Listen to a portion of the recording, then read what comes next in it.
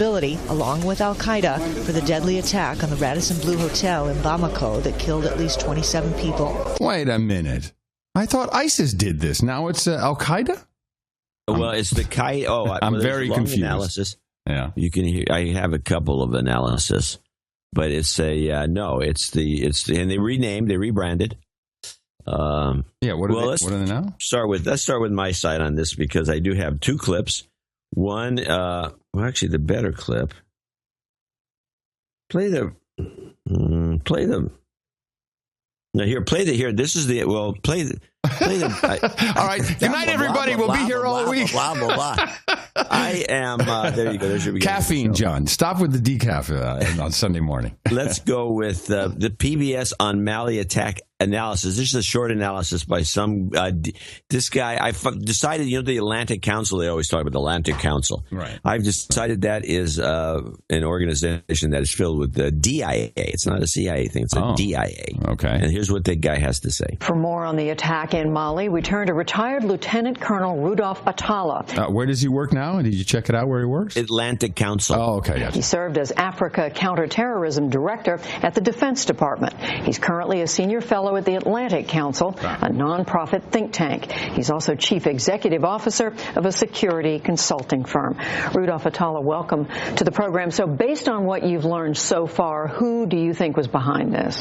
Well, it's still unclear. It's going to take time to really reveal that. But some news agencies are claiming that's al-Murabitun. Al-Murabitun was headed by Mukhtar Bal-Mukhtar, an individual that was targeted by U.S. operations back in June, presumably killed, but on certain contacts say that he is still alive. Nobody really knows for sure. And who is this group? What's connected to al-Qaeda? This group is an offshoot of AQIM, al-Qaeda in the Islamic Maghreb, and Mukhtar Bal-Mukhtar has been trying very hard to link himself directly to al-Qaeda Central and break away from al-Qaeda in the Islamic Maghreb and try to run things himself. No, okay.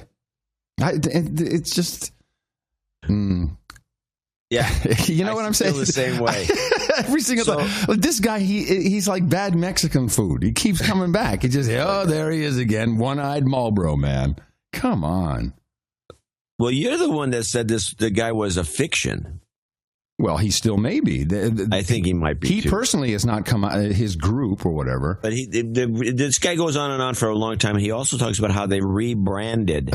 And here's what he said. They rebranded, and they're now the Qaeda to something or other, and they don't want to have anything to do with the Maghreb group because they're just incompetent boneheads. Well, they should come up with a different thing then. Yeah, they all want to have associations. Well, so we move over to the Democracy Now! Report, which is a little... I actually have 3 rundowns, but you already played a rundown. I think it was adequate. Yeah. But this is kind of Democracy Now!, which has a slightly different take on it. And they bring this writer on, and I have to make a comment about this guy. But play DN Mali 1. Well, a hostage crisis is underway in Mali where suspected Islamist militants have stormed a luxury hotel in the capital, Bamako. The gunmen opened a fire while taking over 180 people hostage. At least 3 deaths have been confirmed so far. Malian special forces have launched a rescue operation and have exchanged fire with the militants inside. Dozens of people have reportedly been freed so far as Malian commandos go door to door. There are reports the captors have released those hostages who are Muslim while keeping those who are not. Mali has faced a radical insurgency for over 3 years. Islamist militants seized northern Mali in 2012. A French-led intervention ousted them the following year, but violence continues across the country. For context on this hostage crisis in Mali, though we don't know a lot of details, last week we spoke to Nick Turse, who's the author of the book Tomorrow's Battlefield, U.S. Proxy Wars and Secret Ops in Africa. Yeah, I actually ordered that book. I haven't received it yet. I think you just wasted your money. Okay. Whoops. It's all right. Sometimes we have to do that, so other people don't have to. We're happy to. Yeah, part two. We can hear what this guy has to say. Now we're going to talk about Africa and America's intervention, and he goes on and on about one thing or another, and he kind of leaves out the elephant in the room. And as far as I can tell, he doesn't know what he's talking about. Tursk focuses on the expanding American battlefield in Africa, where he says the U.S. military is now involved in more than 90% of Africa's 54 nations. In a recent interview with Democracy Now!, he discussed how the U.S.-backed intervention in Libya helped fuel the ongoing militant violence in nearby Mali. One example is the case of Mali, where you had a U.S.-trained officer who overthrew the democratically elected government there just 2 years ago. Mali was supposed to be a bulwark against terrorism. It was supposed to be a stable success story. Instead, you have that occurrence. Then last year, a U.S.-trained officer overthrew the government of Burkina Faso. This is, I think it's troubling, and you hear the talk about professionalism of the military and that they're instilling values, human rights, these sorts of things. But, in reality, what we're seeing on the continent is very different. And if you look at the groups that we're training on the continent, the militaries we're training, and then you compare them to the State Department's own lists of militaries that are carrying out human rights abuses, that are acting in undemocratic ways, you see that these are the same forces. The U.S. is linked up with forces that are generally seen as repressive, even by our own government. What is the U.S. interest in Africa? Well, it's Nothing. We don't care about that. No. There's no minerals, no oil, no nothing. It's difficult to say for sure. I think that the U.S. has viewed Africa as a place of weak governance, sort of a zone that's prone to terrorism, and that there could be a spread of terror groups on the continent if the U.S. doesn't intervene. He never mentions China. And it's interesting you say that. I was just Googling Chinese in Mali. That's exactly where I was going. She asked him, he just wrote a book. She asked him the question, what's the U.S. interest in Africa? And he says, I don't know. What is the book for? What is, maybe I can send it back unopened. I would cancel it immediately. I didn't get the rebranding part, though. That hasn't been made clear enough to me. About what? About the rebranding. Is everybody rebranding or just... Everybody's rebranding. We have to rebrand the show. It's going to be agenda. We have to rebrand our show? For the French, for the benefit of the French, it's going to be agenda no. Agenda moi non plus. The Washington Post had an interesting article, pretty lengthy. And they did an associated video, which I like a lot, because it's always funny when you have news, print guys doing video. They sound all official and everything. You have a variety of looks. Yeah. And I think they made some key mistakes, perhaps not in their... Well, I think the mistakes in the video, and then they don't have any of this in their research. But they went inside... This is the title of it. Inside the Surreal World of Islamic State's Propaganda Machine. And I learned a lot. And now is the Washington Post still considered like a good newspaper? Is it? Yes. If you would, how do we measure it against the paper of record, the New York Times? They're competitors. Are they also deemed a paper of record or not? No. So sometimes do people think they're lying sacks of bullcrap? And when we talk about the paper of record in the media, I think we're referring to the fact that in broadcast, in particular radio stations, in very particular, especially around the country, tend to run stories that are in the New York Times and tend not to run stories that aren't covered by the New York Times.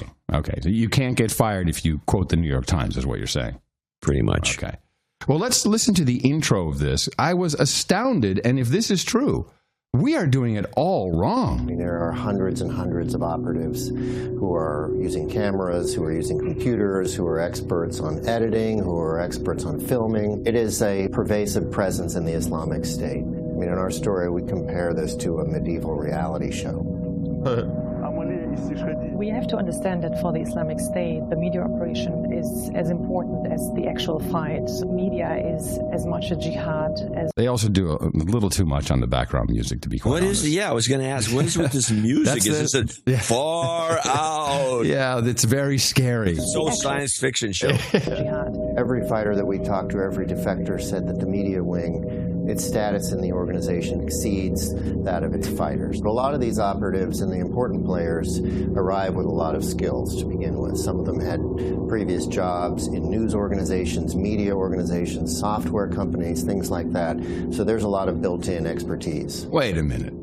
He's telling us that, first of all, he says the media arm, which is the propaganda arm of ISIS, IS, ISIL, Daesh, whatever you want to call them. Let's just blow them up. Right. He's saying, not only that, he's saying they come from news organizations. Are you kidding me? So reporters are, I've not heard of this. Reporters are defecting. That's why. Yeah, well, okay. Well, this guy has some very specific information about this. Who is this guy that's talking? This is he works for the Washington Post. He's the one that ran. He does. I looked at his. Well, I have to go in and see exactly what his name was. I looked at all of his writing. He writes about all that. He writes about ISIS. Duh. He's the ace. He's got the ISIS beat. Yeah, he actually wrote it with somebody else. Let me see if I have it here. I'll look for it while we listen to the second part, which is probably just as funny. And even after the filming, there is an enormous amount of work that sometimes takes weeks or even months to turn this into a highly polished piece of propaganda that's ready for release. Yay, ready for release. Ready for release? Yeah, they have a release RFR. day. Yeah. Polished piece of propaganda that's ready for release. RFR. The Islamic State produces an avalanche of propaganda An avalanche of propaganda. Oh, yeah. Of propaganda on a daily, weekly, monthly basis. The United States and its allies have really struggled to find any way to answer it. Just thinking about what he said, sometimes it takes months in the post-production, but the timing is pretty well orchestrated then. If they take months to do one of these burning videos, which of course, as we know, took months and months of CGI and all kinds of other special effects, they time that perfectly with, we got yourself... It's like this piece itself. Yeah. Is propaganda. It's a piece of propaganda. Yeah, absolutely. On a daily, They should be ashamed of themselves, the Washington Post. I don't think that's ever going to happen. Monthly basis. The United States and its allies have really struggled to find any way to answer it. The number of fighters and recruits who are still traveling to Syria, who are still joining the Islamic State, has not tapered off. And we saw from the attacks in Paris that it's the organization's reach, if anything, is expanding. Ooh. His name is Greg Miller. Greg Miller. This is a source of enormous anxiety and concern. Yes. Some, if not all, of these attackers in Paris were drawn to the Islamic State largely because of its propaganda. See, he knows stuff that we haven't even figured out yet. He knows that from the dead terrorists, he knows that they were drawn by propaganda. I mean, he's got a crystal ball. Largely because of its propaganda. The FBI director, Jim Comey, talks repeatedly about his concern that Americans who don't even leave this country, who don't even attempt to travel to Syria, are going to be radicalized by this group's message. It's a problem that we're going to be confronting for years and years and years. Oh, brother. And this guy says that we have no answer to this? Hasn't this guy ever watched the Jenna Marbles video? There's one last clip of this, a short one. I love the music. It trips me out. This is a source of enormous anxiety and concern. At least some, if not all, of these attackers in Paris were drawn to the Islamic State largely because of its propaganda. The FBI director, Jim Comey, talks repeatedly about his concern that Americans who don't even leave this country, who don't even attempt to travel to Syria, are going to be radicalized. We're all gonna die! There you go. That's the point. Hey, We're all by the gonna, way, just I don't want to go too far off topic. Mm-hmm. I just want to mention, I saw Jim Comey with the head of, what's her name, the Justice Department woman. Loretta Lynch, the country singer. She's another twerp. Oh, yeah, she is. She shows up underneath if she was standing next to Comey, I don't know if Comey's very tall, but I don't think Comey so. is he's 6'7". Comey is Comey 6'7". Comey is 6'7". The guy's huge. Oh, I didn't know he's that tall. Yeah. Well, she would come up somewhere under his nipple. Let's talk about the top of her head would be under his nipple. Let's talk about the propaganda machine for a second. Well, before we do that, can I just mention one thing about the Mali thing? Of course. There was a lot of mentions, and this is a no agenda tip. There was a lot of mentions that they shot everyone who wasn't Muslim, and that one guy from the Defense Department who is now with the Atlantic Council, he mentioned that what they actually did, and I think a lot of these guys are doing this. They're asking they go up to you and they have you recite the Shahada. He's the only guy who mentioned this. Now, there's been two things I've noticed. Wait a minute, the Shahada you said? Yeah, the Shahada. You can look it up. Go look it up on Wikipedia because there's actually a clip in there of it in Arabic. It's there is no God but God, and Allah is His messenger is essentially what it is. I think you might have to. The Shahada is a testimony of faith. Yeah, it's like the number one on the Muslim list of hot tips. There is none worthy of worship except God, and Muhammad is the messenger of God. That's it. That's Shahada. So that's what you have to remember. Well, that's not the one that I remember. The one I'm looking at is there is no God but God. Muhammad is the messenger of God. Okay, so you mentioned the word God. This is the New Testament version. I don't. Just one of them. Okay, but I think if you say, but anyway, if you said that, then you don't get killed. You don't get killed. You're out. Now you might, if you go to the Shahada page on the Wikipedia, there is an Arabic at the very bottom to the right. There's an Arabic way of saying it, and I think you'd probably be better off learning that. If you click on that, you can probably play it if you're on that page. Let me see. You can play it right from the wiki page? Yeah, it's new. Okay, hold on. Oh, it's new. Interesting. New feature. Let me see. I have the Shahada, and here it is, audio. Oh, let's see if that works. Ash-Shahada. Ash-Shahada. Okay. No, further down, there's the actual Shahada. That's just the word. All right. On the right column, all the way at the bottom. Okay. Yes, here we go. Okay, let's try this. Ashhadu an la ilaha illallah wa ashhadu anna Muhammadan Rasulullah. Man, Kanye. They're very, very verbose. Kanye lyrics are easier than that.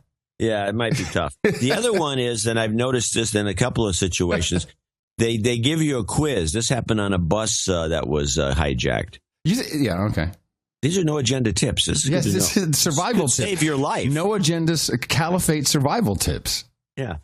They ask, and I can't remember, I didn't bring it up right now, and I still can't remember this, but I know I've looked it up. They ask you, who is the wife of Muhammad? Oh, man, I'm already dead. Up with their name. I'm already dead. Isn't her name, what is her name? Well, there you go. Oh, I don't want to be dead. Well, you better start memorizing more.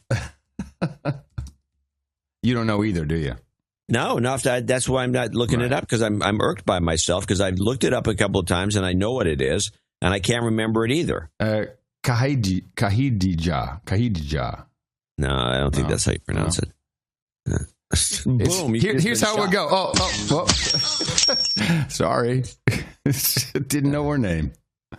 Please. Okay. Anyway, those are your no agenda tips for... yes, no agenda survival tips. 11/22/2015. Survival tips. I'm confused just in general about this propaganda stuff.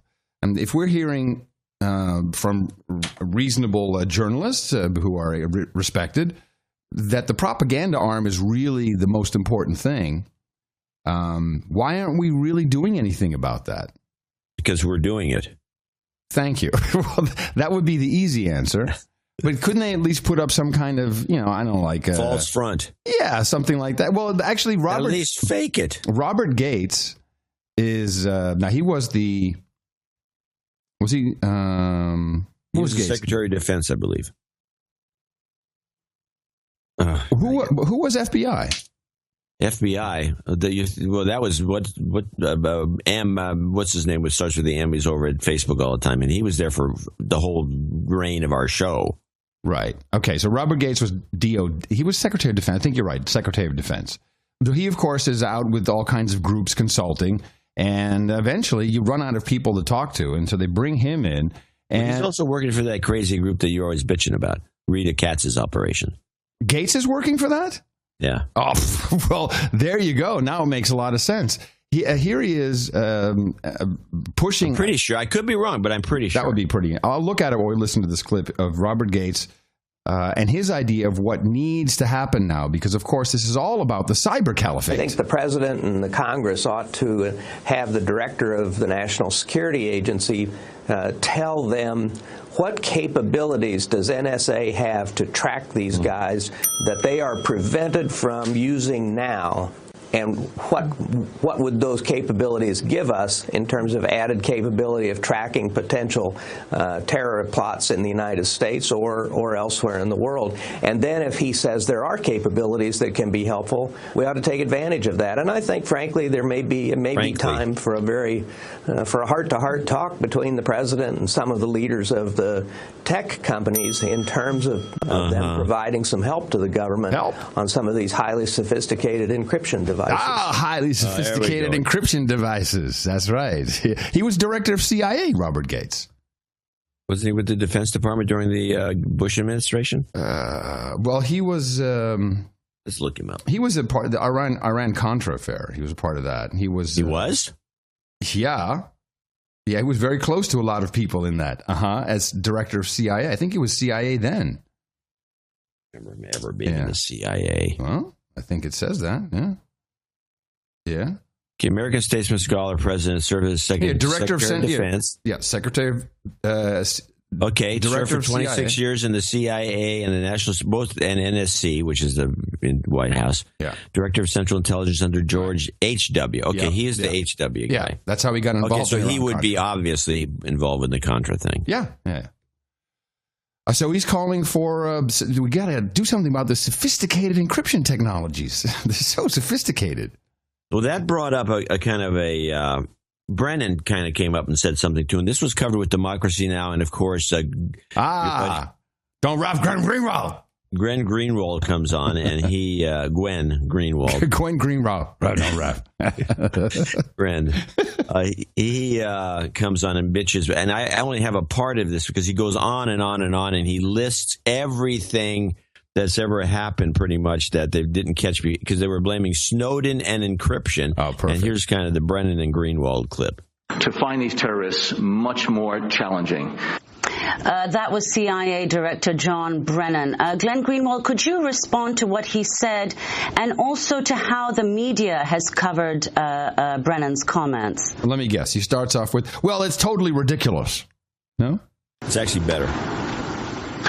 We have not heard such blatant, shameless lying from intelligence and military officials since 2002 and 2003. Is he back in Brazil, John? Is that where he's doing this? Oh, okay. Safe. And by the way, he can't seem to breathe through his nose. No good, but that's okay. He's safe in Brazil. And they propagandized the country into invading Iraq based on utterly false pretenses. It is actually shocking to listen to John Brennan say that. And in fact, the proof of just what a liar he is the fact that yesterday the New York Times editorial page, which is usually very constrained and very establishment-oriented, published an editorial that was remarkable in terms of the rhetoric it used, in which it called what the CIA is doing in terms of exploiting the Paris attacks a new low and disgraceful. And it also pointed out that John Brennan, the head of the CIA and Obama's closest national security aide, is a pathological and an inveterate liar. And it detailed all the ways that he has been lying to the public about numerous issues. Yeah, did you see this article? Yeah. And the New York Times says that Brennan's a pathological liar? Not in so many in so many words, I suppose. Oh, okay. For many years, and said, how can anyone possibly believe a pathological liar? Well, that's what hey, the Glenn Greenwald just said, right? Yeah. I trust Glenn Greenwald. Go look again. Glenn Greenwald just said, right? And said, how can anyone possibly believe a word that comes out of his mouth? As far as the specific claim that he just mentioned goes, there's so many reasons, so many obvious, clear, evidence-driven reasons why what he's saying is utterly false.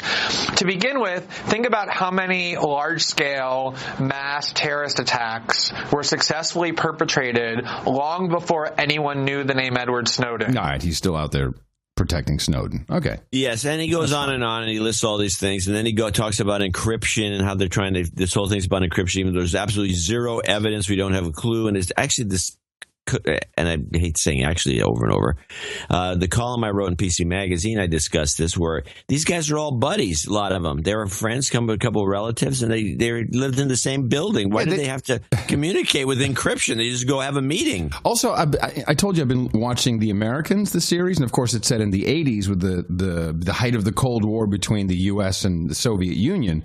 But you see how spies communicate.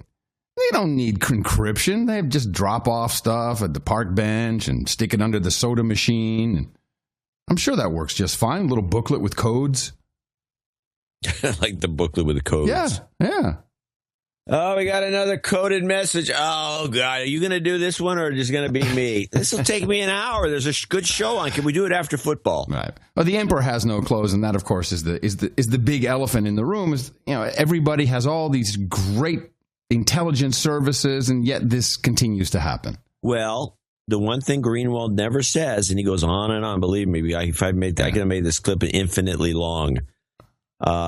He never says the one thing, why are they collecting all this data? He does say that I didn't clip this, but at the very, just as he says, he was going to say something it's funny, but the screen did go dark.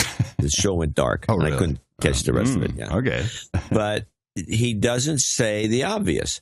They're collecting this data for blackmail. Oh, of course. You collect data. Why would you collect data on everybody you can collect data on unless you're going to blackmail them? Right. Because you're always going to find something that, that's kind of shady in everybody's background, even though I never do anything wrong. I have nothing to hide. Right. Well, you probably, that's beside the point because they're going to be blackmailing lawmakers and not you, bonehead. Yeah. But you probably do have something to hide if you think about it. Well, I went out. Hold on a second. You okay? Go on, you can talk. I went out Friday and amongst the people. I had to get out of the house. As it happened, I don't think I'd left the house since Wednesday. That's Tuesday night. Yeah, it happens.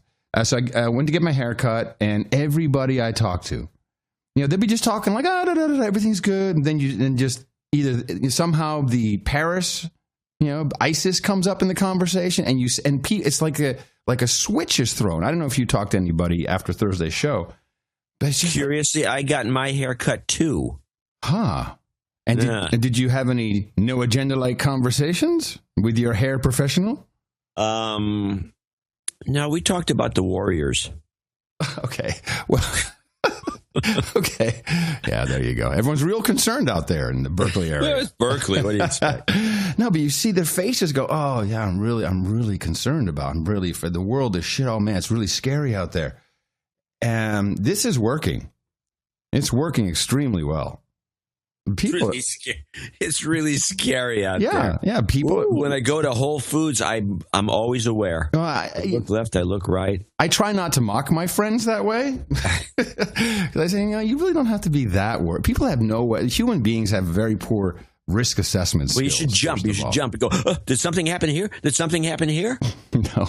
Do you know something? You know something that something's going to happen? Something's going to happen. You know what's going to happen? You know what's going to happen? Why are you worried? This is not something? This is not a good no agenda tip. That's not okay. Something going to happen. Something going to happen. Well, I was listening to I was watching Charlie Rose. And this is kind of where it comes from. Because I do wind up telling people, well, this, you don't have to be worried. But this is the beginning of World War III. This is kind of cool to see the expression go, what? King Abdullah of Jordan was on with Charlie Rose, and they did not discuss the sexuality in his DNA. But he said, and I was glad that Charlie jumped on this. For once, he was awake in an interview. In my view, you've got now this phenomena that's just created a problem for all of us in the international community. This guy speaks some good English, too. Where was he educated? King Abdullah of Jordan. I think in England. I could be wrong. I'll look it up. Yeah, but he's married to an American. But a hottie, I'll bet. What, former model? Oh, yeah. Oh, jeez. Dynamite. These guys. And that's the issue of foreign fighters. So you have now foreign fighters coming from all over the world, coming to fight alongside ISIS in Syria and now today inside of Iraq. If you look at from the Russian point of view, Chechen extremist fighters are coming in to fight in Syria and Iraq that are going to be problematic because eventually they go back to the Caucasus and create problems. Not only that, all the other jihadists that are looking for the next place to fight will also go back to the Caucasus. So they have as much of a problem, I believe. If if not slightly more because of the numbers involved than, let's say, other European countries, France, Germany, Italy, or anywhere else. So I think we're all in the same boat. I mean, you'd probably be surprised that we're picking up Chinese from Western China.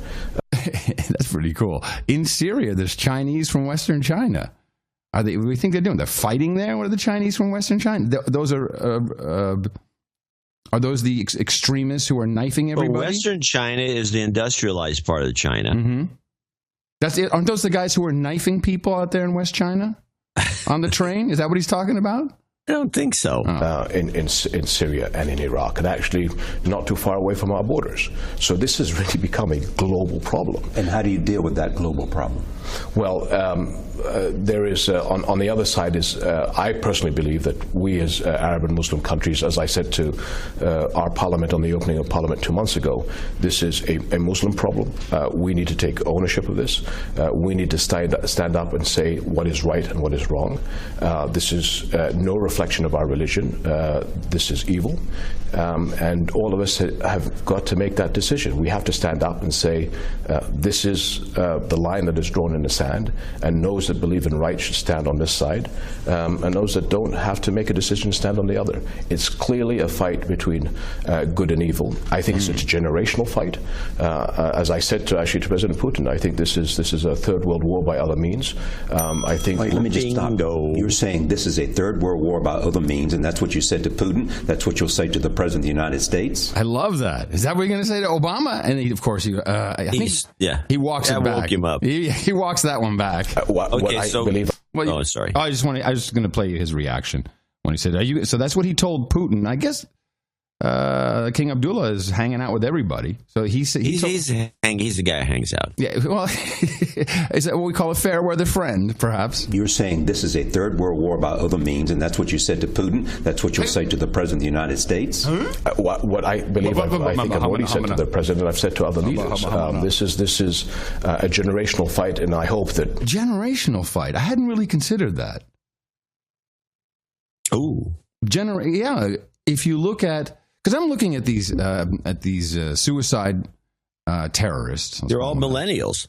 And we know how easy it is within means, for example, the FBI in the United States to string along doesn't even have to be a millennial, but I'd say most of these are millennials. String them along for a couple of months, get them all hyped up. There are so many, certainly in Europe, there are so many young people who have not just no job, but no real prospect at the moment. And we have youth unemployment of 50%. What is happening? And kind of funny and disgusting at the same time that it really is some of the propaganda. Maybe not what is being touted and what you see on Twitter. Who gives a crap about that? But it's not that hard to radicalize these millennials. Which reminds me, talking about radicalizing the millennials, not to go off topic too far, but there was a nice article on, I guess it was in the Washington Post, why college student protesters are battling free. Yeah, I think I emailed that to you, didn't I? Maybe, battling free speech. Yeah. And there's one graph they show people that would just assume that the question was percent. This is from the Pew guys. Yeah. Percent saying that government should be able to block offensive comments about minorities. I know. And right at the top, right near the top is millennials. They all say that. The bottom is the Republicans at the very bottom. They say no to any of that, which is a good thing. People with college degrees say no. White men say no. Boomers, it starts to go up, but not much. Gen Xers, not much. And then it starts to move. It starts moving with, I think, women. Say it's okay to do that, and then it gets worse with the UK, the higher United Kingdom saying it's okay. Spain says it more. Then millennials and the French. The millennials shouldn't be on on the list with these European countries. They should be down at the bottom with the people that understand that the Constitution protects this sort of thing. Yeah, they don't get that. I think they're easily influenced. Yeah, I think I sent you an article about, it was called "The Revenge of the Coddled," Right, that's a different argument. Yeah, you're that's right. a good one too. Yeah. So and there's also I'm a liberal professor and I'm afraid of my students. That's my students. My liberal students terrify me. That's what it is. Now we think we take some of this lightly, but the thing, in fact, I don't. Can you stay with your thinking so I can just take a little Shaggy Dog? Yeah, of course. Thing going here. Play the attack on Woodrow Wilson clip. Ah, yes. Do we need any background or just play that? Then we'll background after the fact. We'll back the backgrounder into it. Back the background. In New Jersey, Princeton students have ended a 32-hour sit-in at the university president's office after administrators signed a commitment to begin conversations about addressing campus racism. The sit-in began Wednesday amidst massive national student protests. Princeton students are demanding the removal of Woodrow Wilson's name. As president, he ordered the resegregation of restrooms and cafeterias in Washington government buildings. In some federal offices, he ordered screens to be set up to separate black and white workers. His racist views were so widely known at the time that W.E.B. Du Bois wrote an open letter to Woodrow Wilson in which he called Wilson's policies, quote, the gravest attack on the liberties of African Americans since emancipation. Now, Woodrow Wilson, of course, a big hero of the Democrat Party. They don't know quite how to deal with this. But what else? Back in the day, it was reversed of what the narrative is today. Is Republicans now racist?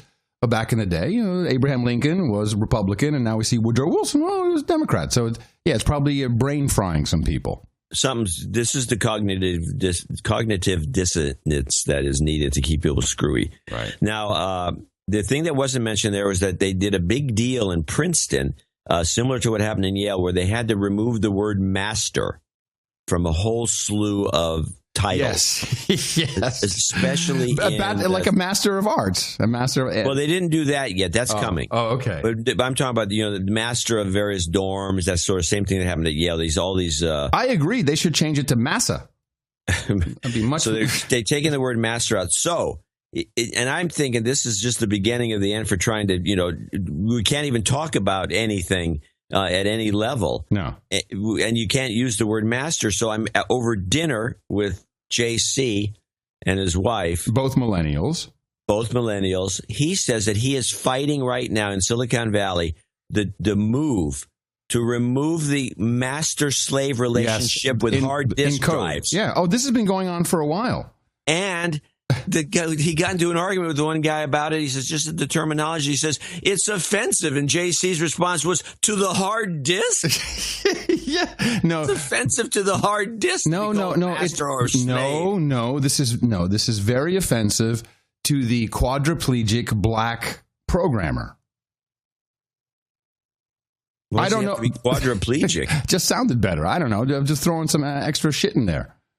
This is indeed completely ridiculous. There's a lot of examples of this.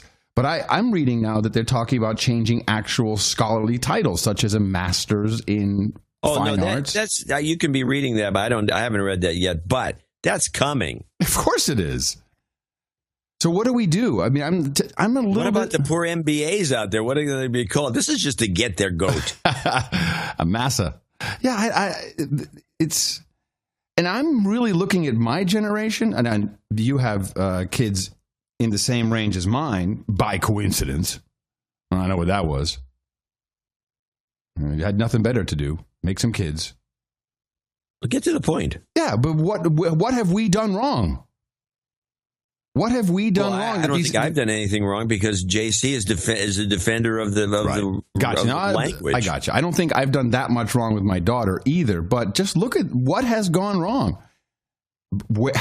Someone has to. It's the influence of the academic institutions. I can't prove this, but once they became corrupted by money, because you have to remember that only recently when they came up with this idea of student loans, and so if the student can get any infinite amount of money. Yeah, that's when students became customers, and there was a lot of money to be made. Students are customers, and so you can jack up the price on them. There's no reason for especially when you consider the fact that I more or less went to the University of California, at the time the top-rated school, both private and public, in the world, for free. Yeah. There was a pittance of a fee, and books were cheap, by the way. And you could buy used books for your courseware and all the rest of it. now it costs as much to go to Cal as it costs to go to Stanford. I don't know why anyone would go to Cal if you have a choice nowadays, because it's not as prestigious a degree. But and the football team stinks, which is another story altogether. It's really irks me. I want to read this. This is his essay from this professor who says he's afraid of, and he's changed his curriculum. He's taken out anything that might be deemed offensive. And he says here, the real problem, a simplistic, unworkable, and ultimately stifling conception of social justice. This shift in student-teacher dynamic placed many of the traditional goals of higher education, such as having students challenge their beliefs, off limits. While I used to pride myself on getting students to question themselves and engage with difficult concepts and texts, I now hesitate. What if this hurts my evaluations and I don't get tenure? How many complaints will it take before chairs and administrators begin to worry that I'm not giving our customers, students, the positive experience they're paying for? This phenomenon has been widely discussed as of late, mostly as a means of deriding political, economic, and cultural forces writers don't much care for. True. Commentators on the left and right have recently criticized the sensitivity and paranoia of today's college students. But really, these students are in a perfect state of mind to be riled up against anything as long as you put the right words in there, and they'll get on board.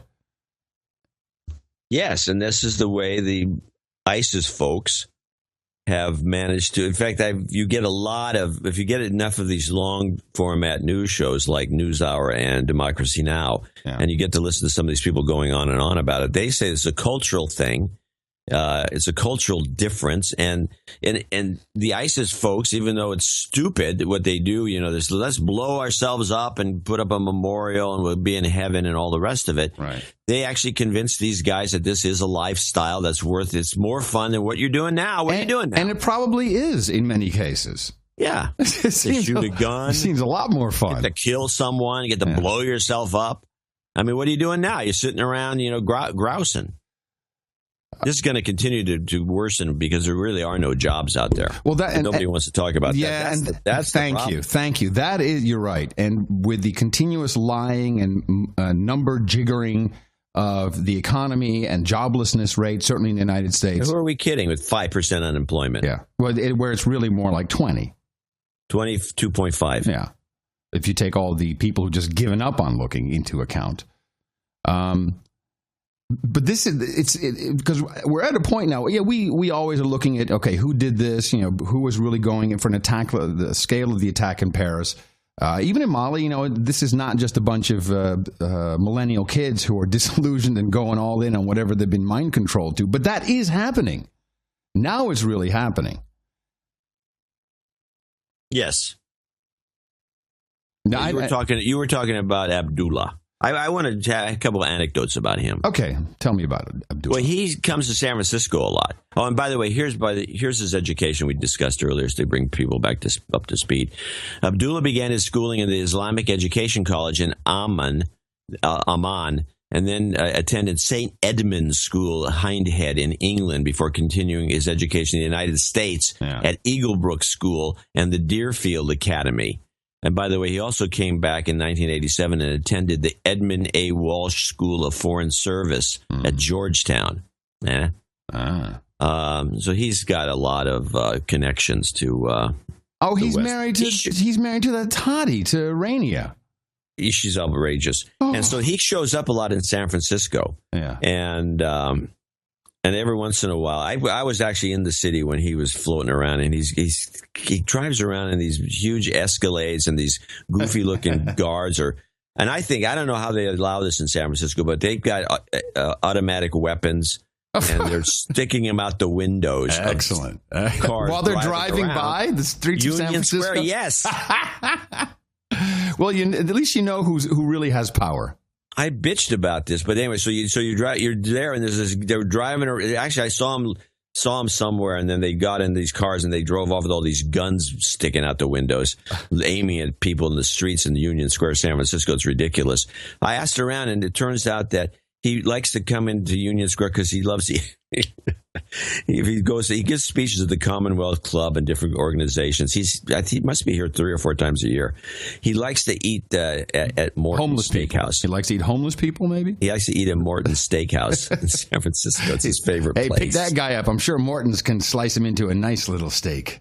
Jeez. You know, I had an Uber driver, I think Friday night for like 10 minutes. I didn't record. I should have, really, because as I'm kind of driving along, I say, where are you from? Oh, Jordan. Like, oh, man. And after a very short conversation, he says, Jordan can turn into Syria any day. He said, oh, yeah. I said, but you got Queen Rania. I said, oh, yeah, that's all the more reason to be careful. Because this is Assad, also beautiful wife, Vogue magazine. Everybody loved him. Brad and Angelina hanging out. Of course, the New York Times, if you read it now, has completely changed that into bloody, horrible dictator. He's been a problem for years. You know, he's killing his own people. It's almost like the way a corporation treats a guy they just fired. Yeah. Yes. The guy's a dream. This is the best salesman we've ever had. Yeah. The guy was no good. Since the president was out and about, and he probably pre-recorded his weekly podcast. Good old Joe did the podcast, the weekly address. Okay, you want to hear a bit of Joe? No. This is your beat. Yeah, I couldn't really pull out a single clip because the whole thing is good, but we'll just play it until we're tired of it. Man, Joe, when he talks like this, he looks presidential. He's exactly the kind of guy we want, I have to say. Good morning, everyone. Hey, everybody. How you doing? This past week, we've seen the best and the worst of humanity. Yeah. The heinous terrorist attacks. Heinous? Isn't that heinous? Heinous. Why does he say heinous? I don't know. Maybe you can say heinous. I don't know. Elvis the Pelvis and his brother heinous.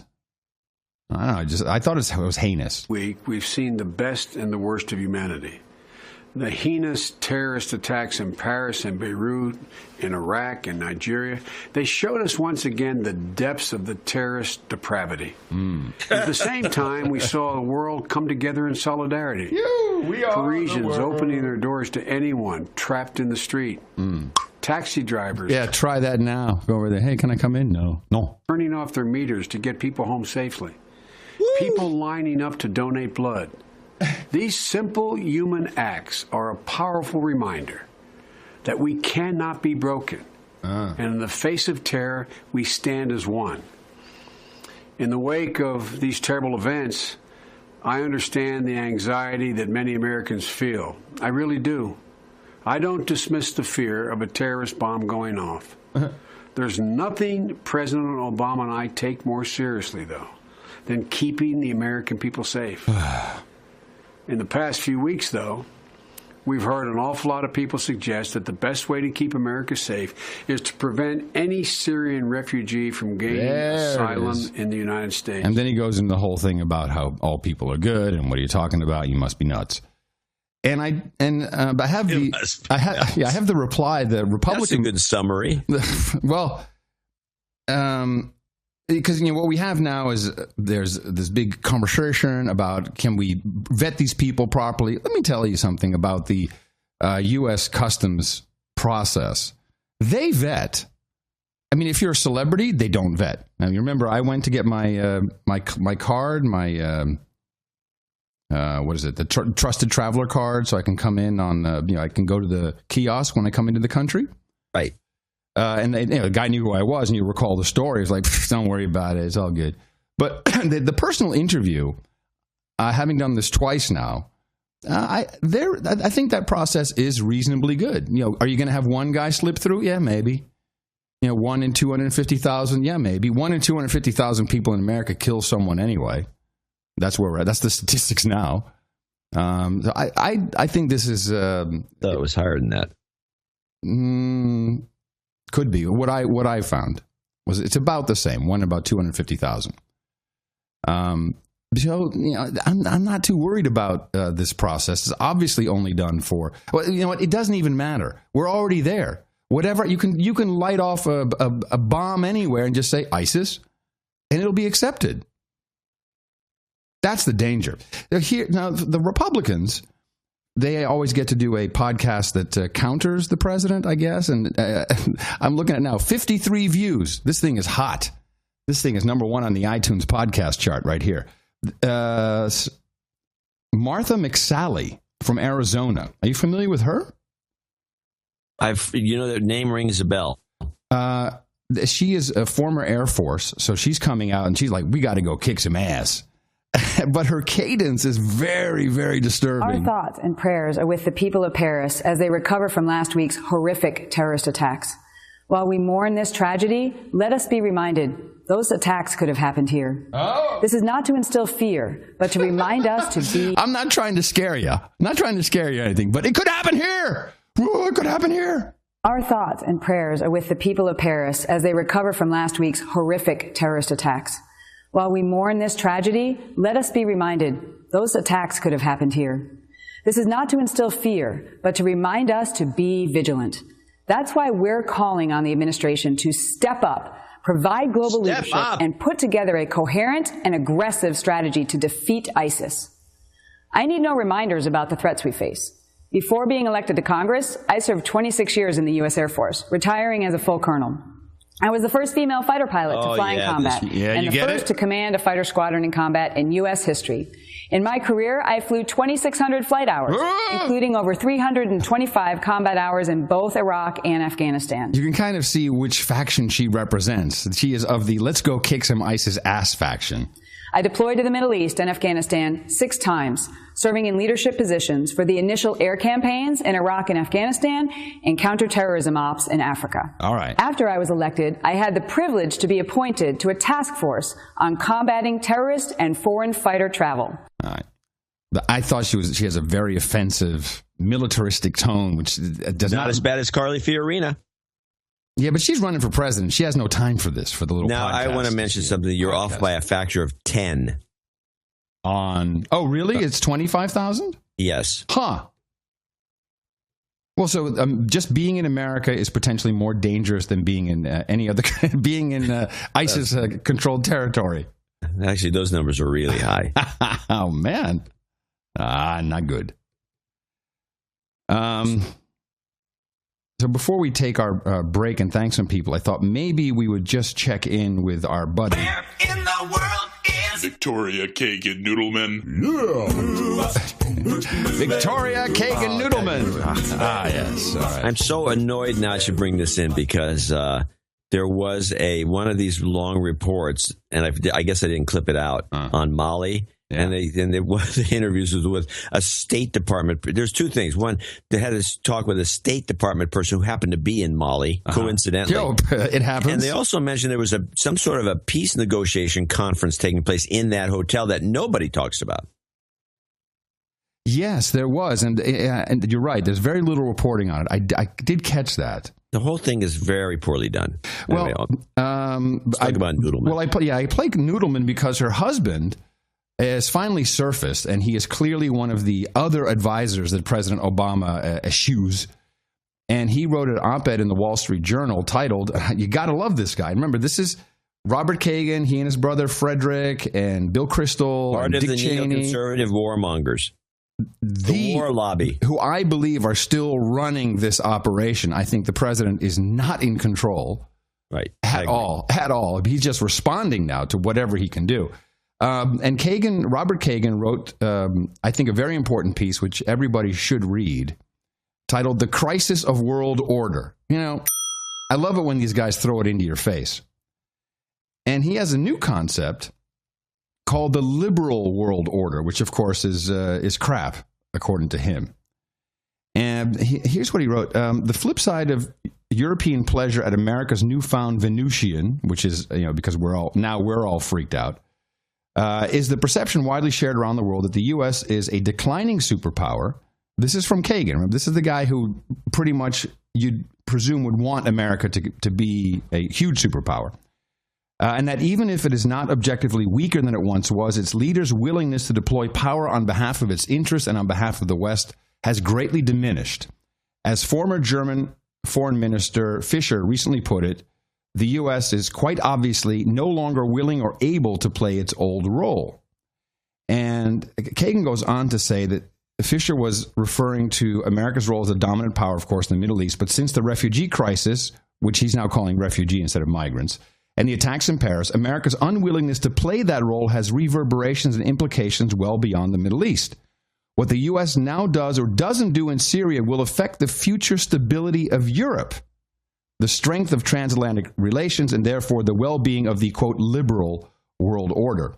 So what we did, so this migrant crisis in the United States has kind of become important for Europe in a strange way. The way Kagan puts this, if you read his whole article, is that we are so much the winners in all of this that whatever we do, Europe is just sitting there going, we don't know, please don't F us.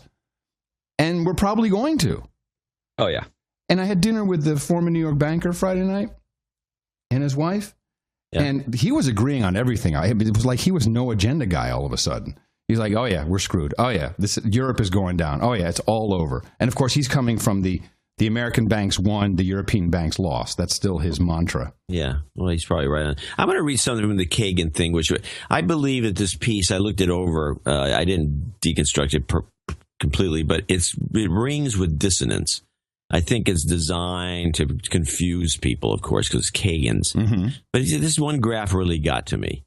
This is no doubt. He says, this is no doubt the last thing that Mr. Obama wants to hear and possibly to believe. Yeah. Certainly, he would not deny that the stakes have gone up since the refugee crisis, and especially since Paris. At the very least, Islamic State has proven both its desire and ability to carry out massive coordinated attacks in a major European city. It is not unthinkable that it could carry out a similar attack in an American city, period. And then he says, this is new. Yeah, this is bullcrap. This isn't new. It's new that ISIS, but we are just inundated with propaganda that we're going to be attacked any minute. Yes. This is not new. So why would he put this as new? It's not new. It's new that one little group is going to bomb us? Yes. What difference does it make at this point? Yeah, that's exactly it. He's saying that ISIS did it. Now that's new. And of course, we were joking about ISIS. You know, how are they going to sail their Toyotas to America? No, but now because we have this magical propaganda force that sucks children into blowing themselves up, that's the so-called the new thing. But that's not new in a meta sense. There's been every number of groups besides the lone wolves that are going to kill us any minute, and all the stabbings that are taking place here and there with, little ISIS wannabes. This is not new. So why does he put that it's new? What is the point? What is he trying to engender in the reader to convince? This is fear porn. This is bullcrap. Yes. Well, this whole article is a piece of shit as far as I'm concerned. Yeah, of course.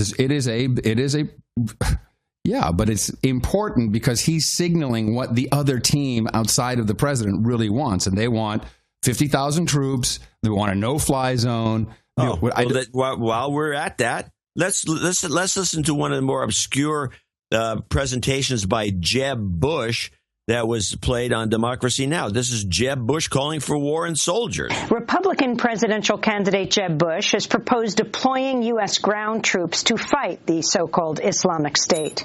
Speaking at a military college in South Carolina, Bush called for a no-fly zone over Syria, arming Kurdish forces, and increasing troop presence on the ground. The United States should not delay in leading a global coalition to take out ISIS with overwhelming force. As the words of French President Hollande have made clear, the United States will not be alone in galvanizing this global effort.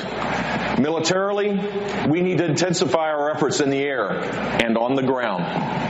While air power is essential, it cannot bring the results we seek. The United States, in conjunction with our NATO allies and more Arab partners, will need to increase our presence on the ground. Yeah, let's elect that guy. What could possibly go wrong? Well, Hillary's saying the same thing. She's saying troops. She's saying no-fly zone.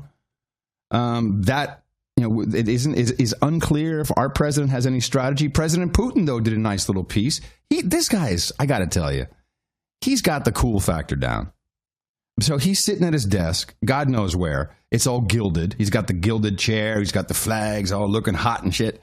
And then he's got a big monitor on his desk with what looks like, it's 12 different Skype windows of video. And that's his advisors. So he's not in some situation room down in the basement. No, he's chilling at the palace. He just brings up the screen. Hey, everybody, how we doing? Russia launches massive strikes on Syria. The intense campaign comes as Moscow confirmed reports that Islamic State was responsible for downing a plane full of Russian tourists over Sinai in Egypt, killing all 224 aboard. As Putin checks in with military officials, he offers thanks, but adds that the campaign is far from over. I want to thank all of you, but I want to stress that for now it is not enough to cleanse Syria of rebels and terrorists and to protect Russians from possible terrorist attacks. We face a lot of work, and I hope that the next phases will be conducted at the same high level, just as professionally, and will produce the results we've come to expect. Oh, we'll have to see what happens next, but he's as cool as a cucumber. Cool as a cucumber. Well, the Russian army has always managed to get their reputation as being just a bunch of a-holes. I like the word nobody wants to deal with. I like the word cleanse. That's always a little frightening when someone talks about yeah. cleanse. But Putin, now I have to say, I don't know where all of his education came from, but somewhere along the line, he somehow picked up the John C. Dvorak marketing methods. Okay. And this is, I'm not going to compare you to Putin, don't worry.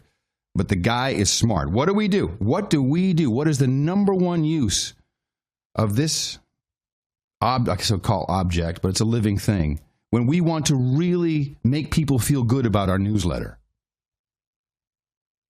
Puppies and kittens. Russia says it will send a puppy to replace the police dog, which perished in last week's terrorist operation in Paris. The Interior Ministry in Moscow says it's meant as a sign of solidarity. The puppy, a female, is called Dobrynya, after a popular folk hero in Russian culture. Cute. Diesel the dog died in a raid on an apartment in the Paris suburb of Saint-Denis, where several militants were holed up. I'm telling you, man, Putin, I'm putting all money on Putin now. He understands how to work puppies into it. This guy is funny. good. Yes, I remember when that clip came through, and I got a kick out of it. I didn't clip it, but that guy is, Diesel the dog is, and they said a cute little puppy over there. Oh, the puppy. We didn't do that. No, well, No Agenda would have done it, but no, we didn't do it. We would have sent a puppy. Yeah. And with that, I'd like to thank you for your courage and say in the morning to you, John C. Dvorak. Well, in the morning to you, Mr. Adam Curry. Also in the morning to all ships at sea, boots on the ground, subs in the water, feet in the air, and all the dames and knights out there. And in the morning to everybody in the chat room, noagendastream.com. We had a nice little pre-stream actually today. You want to check into that once in a while, Thursdays and Sundays, half hour before the show. In the morning to our artists, I want to thank specifically Cara P., who brought us the artwork for 775. This was a very good piece, although I think misunderstood or not even caught by most. And this was the Catherine the Great art with the French flag over her face. And I don't think most people got Catherine the Great as a that even recognized her as such. Right, the Russian monarch who now she was completely crazy about France. She was nuts over France. Yeah. And she was in the late 1700s, and she's the one who made all these great buildings, and a lot of them in Russia are fashioned after French buildings. And they tried to up the ante, make it even, more grand. And they would exchange diplomats all the time, and they'd look at each other's stuff and go, "Oh, that's great." Excellent. Would you like some more caviar? Yes, we have buckets full here in Russia, much more than you'll ever get in France. And she was loose, wasn't she? Wasn't she loose? Didn't she get around? Or Catherine? I don't know. Yeah, I think so. Before my time. Otherwise, we would have known. Yeah, exactly. It would have been in the gossip rags. NoAgendaArtGenerator.com is where we have all of our art submitted. Happy to see you upload some stuff. You can always take a look. You can print that out for yourself, put it on the wall. There's some great art. It is a big... Oh, and with our new RSS feed, we have the new feed generator. Feed builder, I guess we'll call it, part of the Freedom Controller. Dave Jones released it, which, of course, I immediately cocked up on the last episode, but we're getting it to work. Now we have episode album art in our feed, and so we're going through all of these different podcast clients to see which one supports this, which has been a feature for, I don't know, since 10 years. Or over 10 years. Almost 10 years. And guess which podcast client or on a mobile device handles this perfectly? iTunes? No, Windows. Windows Phone has its own podcast client built in, and it works perfectly there. Well, but not on the podcasting app on Apple's. No, it doesn't work with the Apple. No, not yet. But we're talking to the Overcast guy and see if he'll put that in. It's cool because then you see every single episode that you have in your list has the appropriate album art. Just trying to do better than the next guy. Well, it's the way it should be. We are have a specific album art, a different album. Yes, but most people don't do that. In fact, very few shows do it, and then I guess therefore no one supports, or very few support the feature. But we're working. Every show is different. Yeah. Every show is different, correct. But most people don't have this, John. They don't have an army of talented artists. It's like if you had just like P. Diddy, every album he did had the same exact label. Yeah. Cover. Or like Chicago. Him in a white tux. Chicago, we just changed the number. Yeah, well, even that is a change. All right, well, let's thank a few people, including Crash EMT in Herndon, Virginia, who came in with 777.77. We only have one show left for that to become a double producer's credit. Glorious Truth Sayers, thank you so much for keeping us all sane for these past years. I have 3 short requests. This is accounting for knighthood. I've been deficient in my value for value model. This is my first donation from my first donation in 2012, asking for divorce and job karma.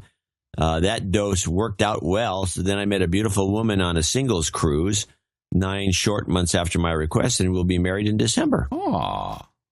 For such I didn't know they had singles cruises. Are you kidding me? Yeah, I'm not kidding. Yeah, of course they do. 9 short months after my request, we'll be married in December. For such an occasion, please accept my humble make good donation of 77777 and my claim to No Agenda Knighthood. Number 2, now comes the time where I call out a friend. But unlike normal call-outs, just is to honor him. The man is known to you as Dr. Red, has been a silent knight for many months. He has contributed well over what is needed for his recognition. Therefore, by the powers vested in me as one of the dudes named Ben, I hereby demand that my best man, Sir Dr. Red, provide his accounting and ring size 2 so he may sit at the round table to enjoy the fruits of his labor. Yes. And I will mention that CMEMT sent me his ring side instead of following the process of going to noagendanation.com/rings and just filling out the form. I don't know how I'm going to do with it. Finally, 3, for those of you listening, this show is kept alive only by you and your contributions. I request don't be a boner, be a donor. I don't know. And the little kid, Boom Shakalaka, along with the wedding karma to bless my fiance and I for our coming nuptials. Go podcasting! Hey, go podcasting! Donate to No Agenda. They give us shows week after week. Donate to No Agenda. It's a show that's really unique. Donate to No Agenda. Listen to John and Adam speak. Donate to No Agenda. Science is turning into a clique. Boom shakalaka. Boom shakalaka. You've got karma. I don't think it's the one he was looking for, but it's the one I got. Good enough. Yeah. Jason Wall is second executive producer in the final one. We don't have a lot today. In Regina, Saskatchewan, $300. Thanks for the job, karma. It worked. Here's my tithe. Tithe. I'd like to hear "Don't Eat Me, Hillary." 2 to the head. Hillary cackle. Keep fighting the good fight. Don't Eat Me, Hillary Clinton. Is it Please Don't Eat Me or is it Don't Eat Me? No, I don't know. Yeah. And then what's... Please don't eat me, Hillary Clinton. 2 to the head and a cackle and then a karma. Give him a karma. Yeah, okay. We got all of that for you. Don't eat me, Hillary Clinton. You've got karma. And last but not least, John White in Jackson, Tennessee, comes in as an associate executive producer for $200. He says, ITM gents, in times like this where the terrorists want to kill us all and the government media industrial complex wants us to just cower in place and eat our mac and cheese, that your services are needed more than ever. Please accept my meager donation and use it to propagate the best weapons we have against the world's current evildoers. Hit them in the mouth with jingles. Can I get some stuttering Obama and whip it with the Constitution? P.S. Please use the Please use the 2 cents to help out some film. Yeah, he dropped 2 pennies on us, $200.02. Oh, I missed it. I thought it was just 200. There you go. Help out some fellow knights who need the extra penny to join their ranks. That's how we roll.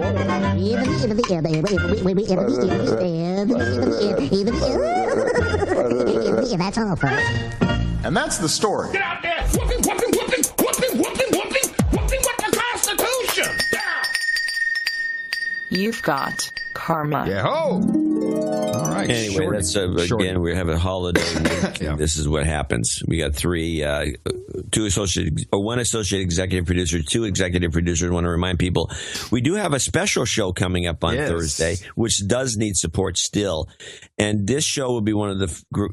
It was hard to believe it's as good as it is. It is fantastic. And it is one of our producers. You have his name. Yeah, Sir Cyber. Sir Cyber came and clipped our goofing around part for, I guess, it seems like about 2 or 3 years worth of these, which just took a lot of work. Yeah, it's 2 hours. Maybe you're listening with an editor running the show. I'm not sure. And then you clip stuff and it makes it a little easier. Yeah. Very hard to do what he did. I couldn't do it. And I don't think I could listen to us that long. It's Thursday. It's, well... When you hear the good parts for the funny, the humorous bits, let's put it that way, which is some of our skits, some of our news skits that we do, and it's going to be good. Yeah, it'll be Thursday, and that'll be show 776.5, and then the next Sunday we'll have show 777 to celebrate 777 shows, astonishing number of shows, and a lucky number. Indeed. And please remember us for that show at Dvorak.org/NA. And of course, you can be sitting out there with all your friends and family for the holiday. Propagate the formula. Our formula is this. We go out, we hit people in the mouth.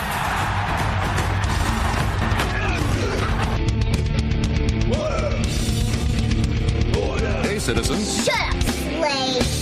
Shut up, slave. We did have a presidential proclamation, which, since we won't be doing the show on Thursday live, I think it is prudent to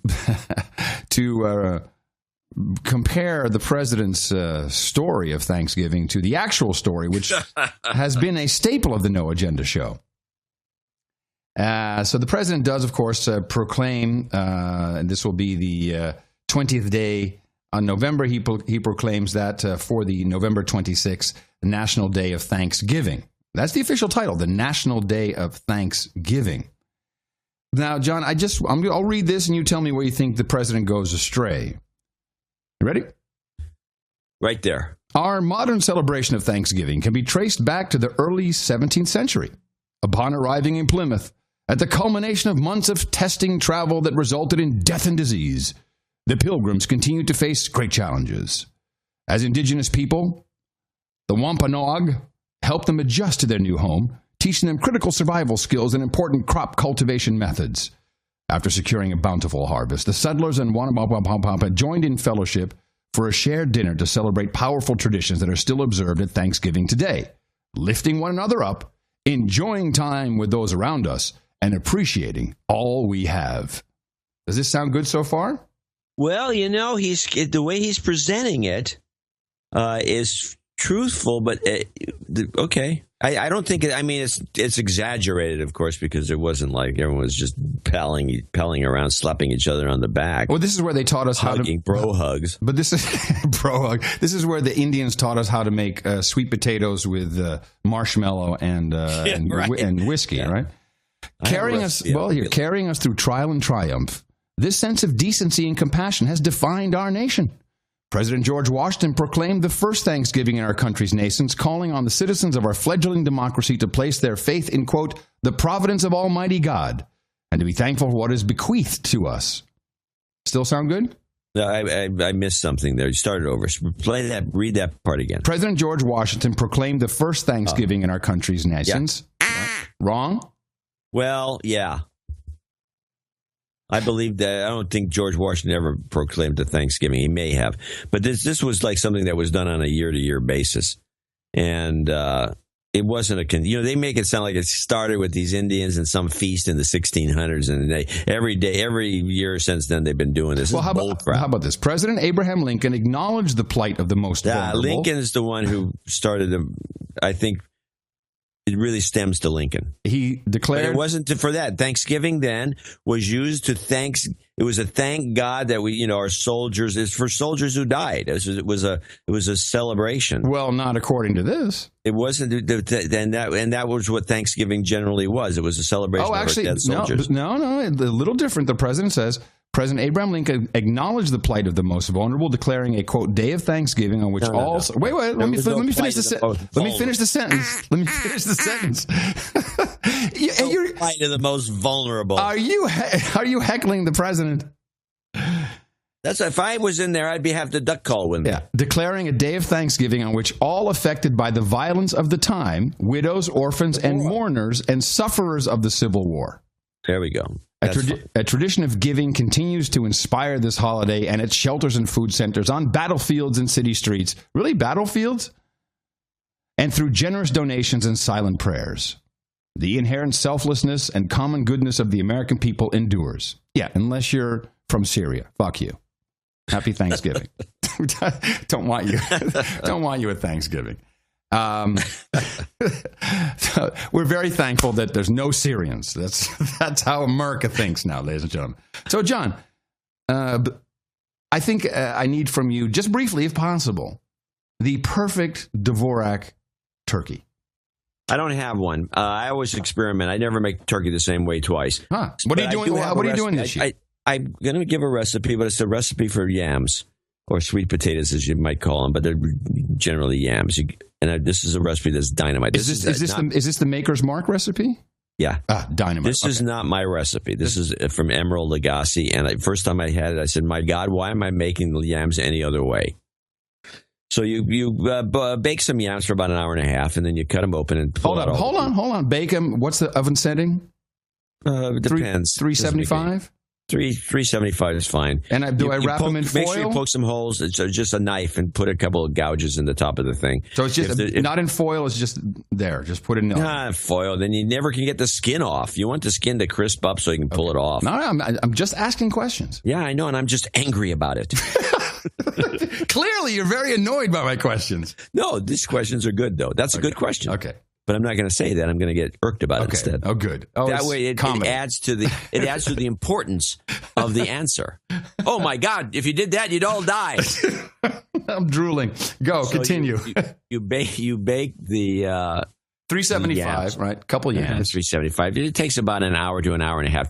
I give it more time than less because, and then because as it overcooks, it. But now the juice will start. The juice will come out, and there's a lot of sugar formed, and then. Now, I have a new trick that I added this year. You can buy these. Can you see that juice? Sorry, I'm just looking at the juice. I went to, I got from Christmas last year a couple of interesting gifts that are pulled from China. One are these gloves you can wear that are not like chain maul, but they're made out of some plastic. So when you're using a mandolin or some cutting device and you happen to catch your finger, the gloves will protect you. Oh, this is and they're good. thin, so they're not like a chain maul glove or anything. The other gloves are these, they look like just cotton gloves, but they're not asbestos, but they prevent, you can prevent burning. You can go right into the oven and grab the hottest thing. You can't hold it forever. But so they're flexible? They're like chain mail kind of? The first ones are, there's two kinds. One is to keep you from getting cut, which is a different glove. This is a heat glove, and it looks like a cotton glove. It doesn't look like anything special but a couple of cotton gloves. But you can grab the hot crap right out of the oven with your hands and put it down. Well, these gloves allow me to do something that I've never been able to do with this recipe that I'm describing to cook the yams, which is I can now grab the bottom of the yam and hold it. If I had done this under any other circumstance, I'd have a 3rd-degree burn. Right. Because these yams hold heat, as anyone knows who works with yams. They burn hotter. They burn hotter than coal, I'm told. So you cut it, You cut it, and then you grab a big spoon and you spoon out all the insides that you can without getting any of the skin should be kind of crispy into a bowl. And you put like maybe 3 or 4 yams in there, how many you want to do. Right. And so you get all this goo, and it should be so cooked that with a whisk. Now, what about the skin? You got to take the skin off. You scoop out from the skin and throw the skin away. All right. The skin is hot. The skin is, yes, the whole yam is extremely hot. And if you can do this without these gloves, but it's not easy. All right. But with the gloves, holy mackerel, it's fantastic. I just made it. The reason I say that is because I just did this yesterday.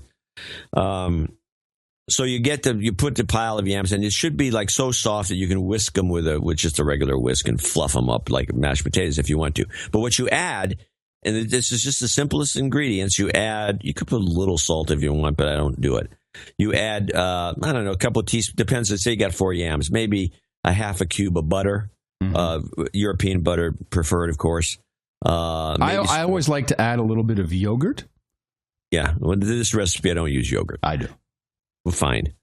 So you add, the problem I won't talk about it, but this is my recipe. You can do it your way. Keep going. I know what's next. Put a bunch of butter in there, and then you put almost an equal amount of cream, like full heavy cream.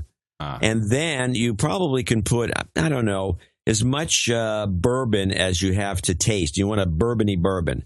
So any one of the, good bourbon. Maker's Mark is what I've used. Maker's Mark is a good one. I last used a George DeKalb, a single barrel. Beautiful.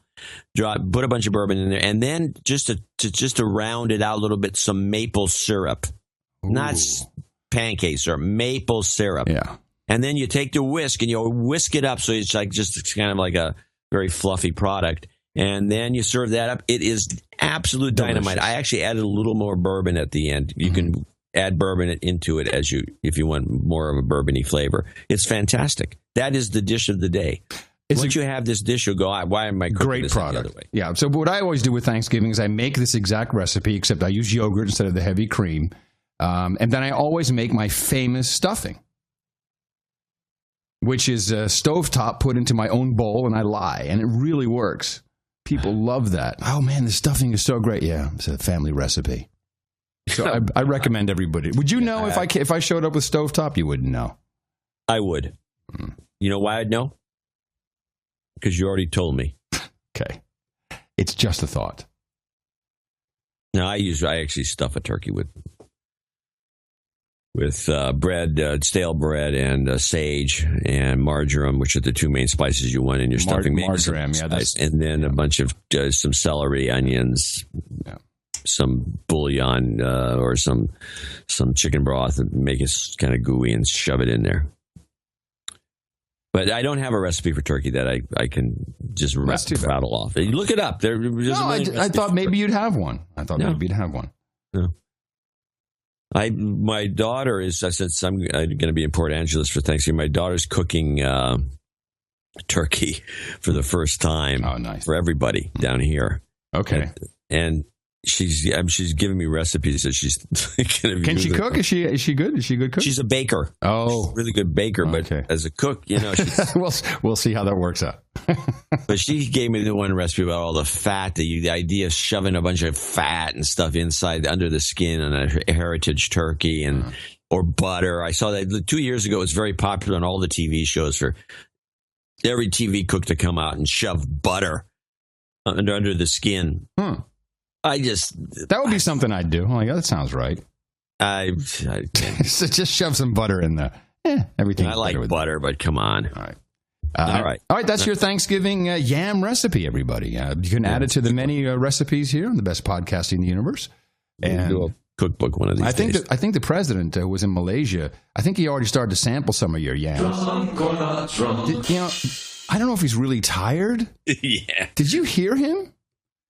Just listen to this, like the 15 seconds here. Meeting with ASEAN. Oh, yeah. With allies and partners, the United States will be relentless against those who target our citizens. Relentless. Do you hear him go relentless? Yeah, he said relentless. Relentless. we will continue to root out terrorist networks. I don't know. It's like he was. You might be right. I never thought of this. Maybe he had a couple of lewds or something. It was really meeting with ASEAN. With allies and partners, the United States will be relentless against those who target our citizens.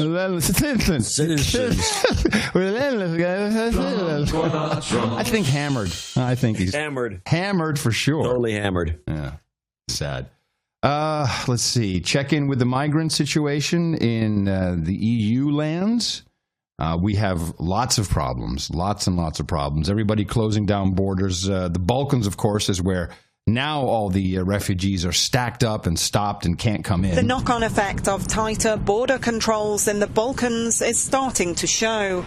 Here in Romania, a 7-kilometre traffic jam resulted in hours of delays for travellers attempting to cross the frontier into Hungary. Border police say the measures, introduced 1 week after the Paris attacks, are in response to possible threats. Authorities believe at least one of the Paris suicide bombers travelled a known migrant route into Europe via Greece. From there, those making the journey move north into the former Yugoslav Republic of Macedonia, but it is now only allowing entry to migrants from Iraq, Syria and Afghanistan. Samrat is from Nepal. Thousands from countries not recognised as war zones are stranded at the border and tempers are starting to fray.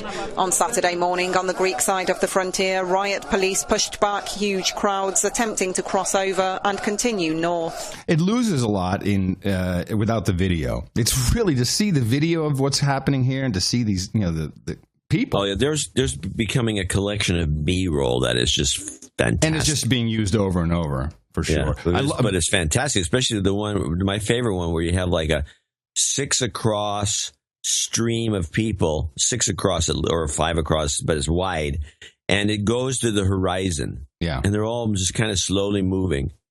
It's the damnedest thing I've ever seen. And something you don't see more than probably once in a lifetime. Stuff like this is incredibly rare, and obviously the media is underserving most at really understanding and seeing what is happening. Don Lemon on CNN had Clooney's handler on. Isn't Nicholas Kristof, isn't that Clooney's handler? I think so. Yeah. No, Clooney's handler is... Oh, that's the other guy. That funny-looking character. Yeah. Sounds like that, though. Well, yeah. Kristof is the New York Times, right? But isn't he? He must be some kind of operative. I don't know. Oh, yeah. Well, you can tell by listening to him, I'm sure. Yeah, I think he might be. Well, he's obviously been sent in to demonize anyone who was against allowing Syria. This whole conversation about making sure they're only Christians, not Muslims, which is kind of the same as what ISIS does. It's kind of cool. Like with them, if you say you're Christian, boom. If you say you're ISIS, boom. We're all a part of the war now. But he brought it right there. We brought it to Godwin's law. I mentioned before this poll. It's a Bloomberg poll. It finds that 53% of adults polled that they say that they don't want the 10,000 Syrian refugees that the U.S. is planning to bring here. It is said that they take only 28%. Only 28% say that it would be okay, and 11% say they take only the Christians. An idea that President Obama has said is shameful. Is this really surprising? Shameful. This almost exactly matches up a poll in January 1939 of whether or not to admit 10,000 mostly Jewish children into the U.S. And it was, again, 2-to-1 saying, no, we shouldn't. And in retrospect, we clearly acknowledge that was a shameful period in American history. Yeah, so everyone who is for that legislation or wants to have a conversation. They're Hitler. Clearly, Nazi Jew haters. Yeah. Yeah. Oh, it's fabulous. Now, when I saw that come out, and everyone played it as a meme. It was like all the liberal media played the same stupid meme. I was thinking, it's an eye roller. Well, something interesting is happening. We're seeing more and more people point towards financiers of a lot of terror, which of course is Saudi Arabia, Qatar. We now have reports coming out in mainstream news. It's Euro news, but. Saudi Arabia has the largest number of ISIL supporters on Twitter. How about that metric, huh? I mean, could Twitter use that in their in their quarterly call? Hey, everybody, great Q. Yeah, it was really great. Yeah, hey, thanks for calling in. Yes, well, one of our new metrics is now number of ISIL supporters who have accounts, and we're way above everybody else. We are kicking Facebook's ass. They could, yeah. That'd be a great metric. It could. But now, of all people, to hear Hillary Clinton go after the Saudis and their financing of terror, that... Oh, well, you know why. Tell me why. To gouge them for more money, of course. She was at the Council on Foreign Relations. She gouged... that Clinton Foundation, they have, I think, probably close to $1 billion in maybe more, I could be wrong, in Saudi money. So I think what she did they here... apparently didn't pay their quarterlies. Right. I think what she did here is she chose CFR specifically because it gets a lot less press, and they don't have a bunch of people going crazy for Hillary. It doesn't have the backdrop that the press likes to pull a quote from. So here's less than a minute, but very clear. She's saying these guys are the problem, and as the no agenda thinking goes, they're probably going to have to pony up to the Clinton Foundation to get her to stop. Ultimately, our efforts will only succeed if the Arabs and Turks step up in a much bigger way. This is their fight, and they need to act like it. So far, however, Turkey has been more focused on the Kurds than on countering ISIS. And once and for all, the Saudis, the Qataris, and others need to stop. The Qataris? But she said Qataris. I think, isn't it Qataris? Yeah. She said Qataris. Saudis, the Qataris, and others. These must be high. Need to stop their citizens from directly funding extremist organizations, as well as the schools and mosques around the world that have set too many young people on a path to radicalization. I want to stop there for a second. That's going to change. Well, yet another article in USA Today, who seem to be the only outfit really reporting on this, about the Gulen movement funding free trips to Turkey for lawmakers in all over the U.S., but certainly the state of Texas. Including that woman or friend. Yeah, Barbara Jackson Lee. Yeah. But USA Today has identified dozens of large campaign donations now attributed to people with modest incomes or from people who had little knowledge of to whom they had given or from people who could not be located at all. All the donors appeared to have ties to a Turkish religious movement named for its founder, Fethullah Gulen. Not like they'd report that he's in Pennsylvania at the CIA's bequest. Well, little details they leave out. What are you going to do? So top of the list here is Senator Kelly Ayotte, who at one point we thought might be a candidate for presidential run. But she can't talk. She's an idiot. She's the nervous one. Yeah. I never thought she was ever going to run for president personally. So check, of some of the 19 Turkish Americans donating to Ayotte, all lived outside New Hampshire, seem to know little about the first-term senator, who was a woman. So they've tracked a couple of these people down. Iman Cesari said, he's a good guy. He's doing good so far. Kelly, that's a guy's name. Yeah, well, no, Kelly Ayotte. It's a her. Yeah, I know, but right. Kelly is a guy's name. Yeah, but if you don't know who the hell she is, you'd think it was a guy. And that's a 30-year-old, Nassau County employee in Long Island who gave Ayotte $1,200 to a woman he thought was a dude. I just like what he said at the time. Wanted to make a donation, said Hayati Kamlika, who owns a Long Island auto repair shop, who donated $2,400 to Ayotte on the same day. 5 of the Turkish Americans who donated to Ayotte that day could not be located at all. In some cases, neither could the employer listed in the Federal Commission's records. Whoa. Oh, man. I hope someone really Where's Glenn Greenwald on this? Someone needs to really dive into this stuff. So all of these campaign donations coming from Turkey. These guys are evil. Well, that could also be that could also be a setup because they're out to get her. Ayotte. Yeah. Okay. Well, and this could be dirty tricks. Hillary has 20 seconds. And then, and USA Today is not really, like you said, they don't bother mentioning that it's a CIA compound. He's staying in Pennsylvania. None of that. That's not mentioned. So this whole article may be a part of the entire dirty tricks process to besmirch Kelly Ayotte. I don't notice that she's standing up for Turkey or doing anything to do with that part of the world, that she would be getting these donations in the first place. Did she get one of the trips? Well, listen to this. One of the trips? That's not in this article. But if she didn't get one of the trips, then this is bullshit. More than 24 other candidates and lawmakers across the political spectrum received Gulen-linked donations, which you've only heard on the No Agenda show, pretty much, that appear questionable, including Clinton and Jeb Bush. The movement runs more than 100 charter schools and dozens of Turkish cultural centers and intercultural dialogue, I think they should have said interfaith dialogue, groups around the country. Employees move around among the schools, among the nonprofit groups, so it's hard to keep track of those, of who is working where at any given time. The feature of the Gulen movement has been called strategic ambiguity, and it makes it impossible to trace the root source of funding for any Gulen activities. Many teachers and administrators at the movement's Harmony, Horizon, and other charter schools have provided one-time $1,000 or $2,000 contributions, amounts that are usually associated with wealthier donors. What happens is they get much higher pay than their American counterparts, who are usually very young, fresh, new teachers. And what I believe is happening is they take that money and then they recycle that by, they're supposed to donate X amount to whatever they're told to do. And right, you just get paid more than that, but that more you get paid has to go to whoever is designated.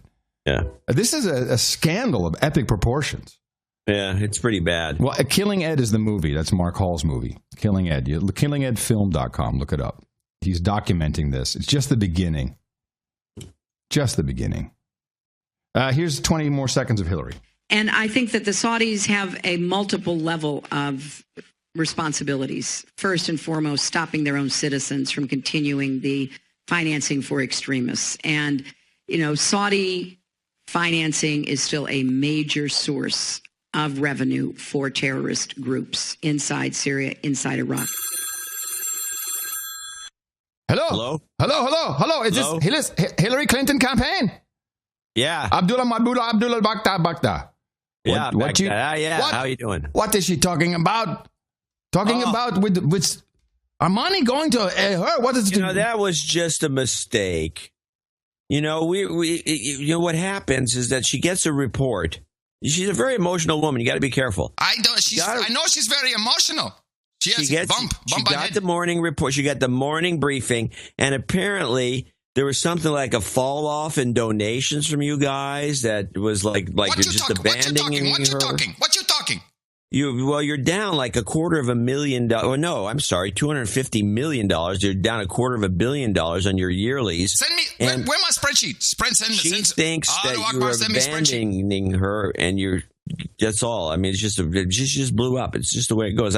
I mean, I don't know why you just given up. You're not going to give us any more. Give me Bill. Bill understand much better. Bill is not here. Give me Bill. Bill is in the isolation chamber. He's in the de-aging chamber.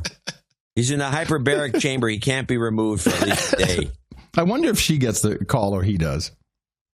Well, Bill probably takes it. I bet he does. Listen, I think. I think you guys are a little behind. So since we're talking about financing, I do want to play this clip and get it out of the way. Now, this is a clip from the Thursday show, the November 19th show. And I'm going to check your thing if you can look it up. The clip is called Hawala, Hawala. Hawala, Hawala. We are going to the system. Yes. Play it now. Now, let me set it up. This is one of the financing I can't say it. The financing systems that is used in the Arab and Muslim world. Oh, yeah, the Hawala. Okay, yes, I recognize it now. And this is a report where they're using it in India, and it gets everybody all pissed off. Apart from the cyber fight against IS, governments are also trying to cripple its finances. A hard task. It's the richest terrorist group in the world, and it uses an ancient payment system known as Hawala. It's illegal in many countries, but actually widespread. Here's just one example of how it works in everyday business. Being a real estate agent opens doors to new heights, but it also puts Akash Agarwal in a precarious position. His customers prefer using Hawala, which is illegal in India. The buyers use a network of money brokers without actually moving the cash. And because it doesn't go through the regular channels, the payments dodge taxes, leaving governments out of pocket. The equivalent of billions of euros in lost revenue. Rather than transferring the funds directly, the Hawala system uses middlemen. A buyer gives the money to a local hawala broker, who then contacts another middleman close to the seller. This second contact then pays the seller directly. The transfer is quick, and there's no record. The system is widely used in Muslim countries. In some nations, many poor people rely on hawala because it's often cheaper and more reliable than traditional banks. So many don't see anything wrong with it. How can people say this is illegal? It helps and supports poor people. Minimal costs bring maximum efficiency.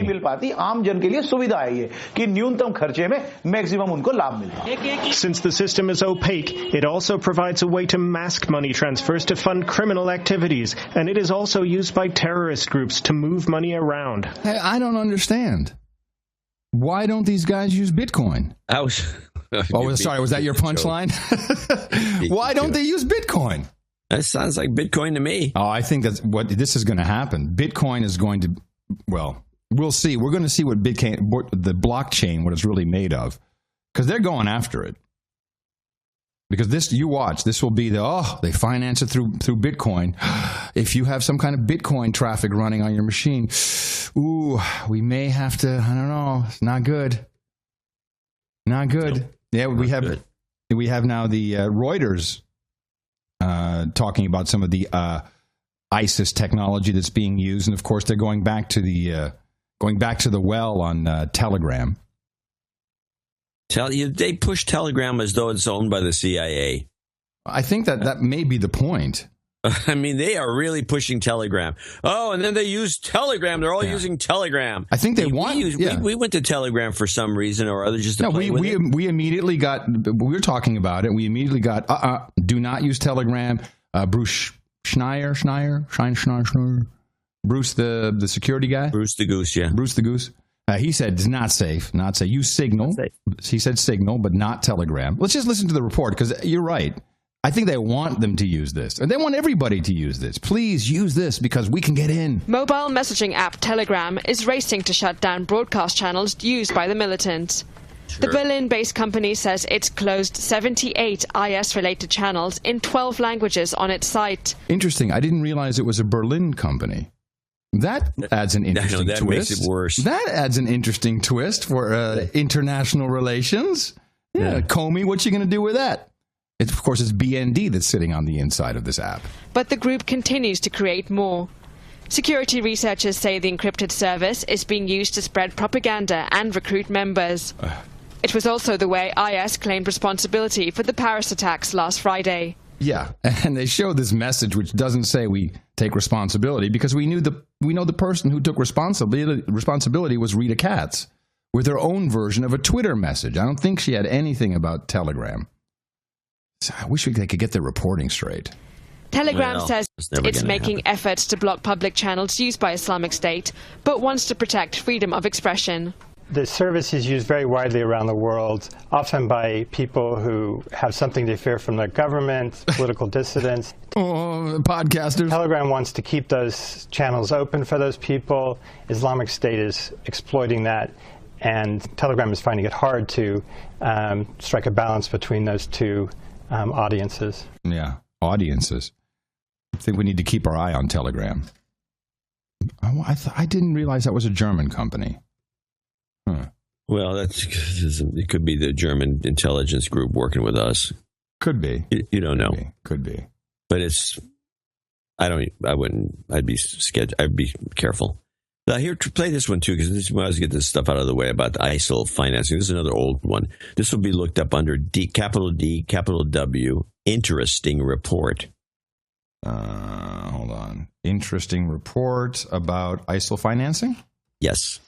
Moving on to one of our other top stories, IS militants claimed responsibility for the Friday the 13th attacks in Paris. In response, world leaders have said they want to fight Islamic State not just with military force, but also on a financial level. It's an extremely tricky situation, given what Russian President Vladimir Putin told the group of 20 leading economies yesterday, or rather what he didn't say. Without disclosing names, he said funding for IS comes from sources in about 40 countries, including several members of the G20. The militants also generate their own cash, but then they have to buy all their equipment from someone. Kurdish troops captured these weapons and vehicles belonging to the Islamic State. IS apparently acquired American and Japanese pickup trucks the old-fashioned way by paying for them in cash. An estimated 40%. What do you mean the old-fashioned way? What happened to 0% APR and $2,000 cash back? They might get it. I can just imagine. Hey, where's my cash back? Where's my cash back? I was 0% APR. Where's my cash back? Belonging to the Islamic State. IS apparently acquired American and Japanese pickup trucks the old-fashioned way by paying for them in cash. An estimated 40% of the money comes from oil and gas fields captured by IS. This propaganda video shows the takeover of a natural gas plant in Syria. IS is said to earn some $1 million a day selling oil. The G20 wants to cut off this source of revenue. A question: have we really checked that $1 million a day in oil? Have we done any? Have you done any research on that? Yes. Is that accurate? The $1 million a day? It's close to accurate. Yes. But the oil passes through middlemen and other countries and is hard to track. Oh, really? Where's this report from? What DW. Oh, Deutsche Welle. So it's hard to track. It's hard to track They can't track anything. Let's face it. Trucks driving through the desert. Well, they bomb them now, but it's not the same. Experts suspect even by G20. The way, just to stop this for a second, it was interesting that there was a report recently, and it had the guys yakking about something, and in the back they had one of the trucks, but it was obviously a brand new Mitsubishi. And they had Mitsubishi painted across the back in very bright red letters. We're good, too. Mitsubishi. We have trucks, too. We have trucks. They're really good trucks, our Mitsubishis. Oil passes through middlemen and other countries and is hard to track. Experts suspect even G20 member Turkey might be a buyer.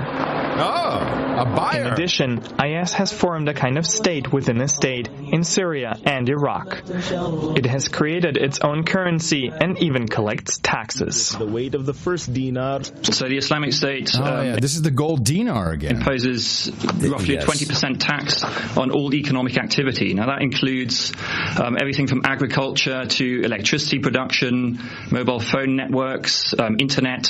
So cracking down on that would be very difficult. And if you did, it's likely to have a very significant impact on the local population, which might actually be counterproductive. Locals who live near archaeological sites under IS control help sell those looted artifacts that aren't destroyed, another source of revenue for the Islamic State. But money also arrives from Europe in the form of donations from radical Muslim supporters.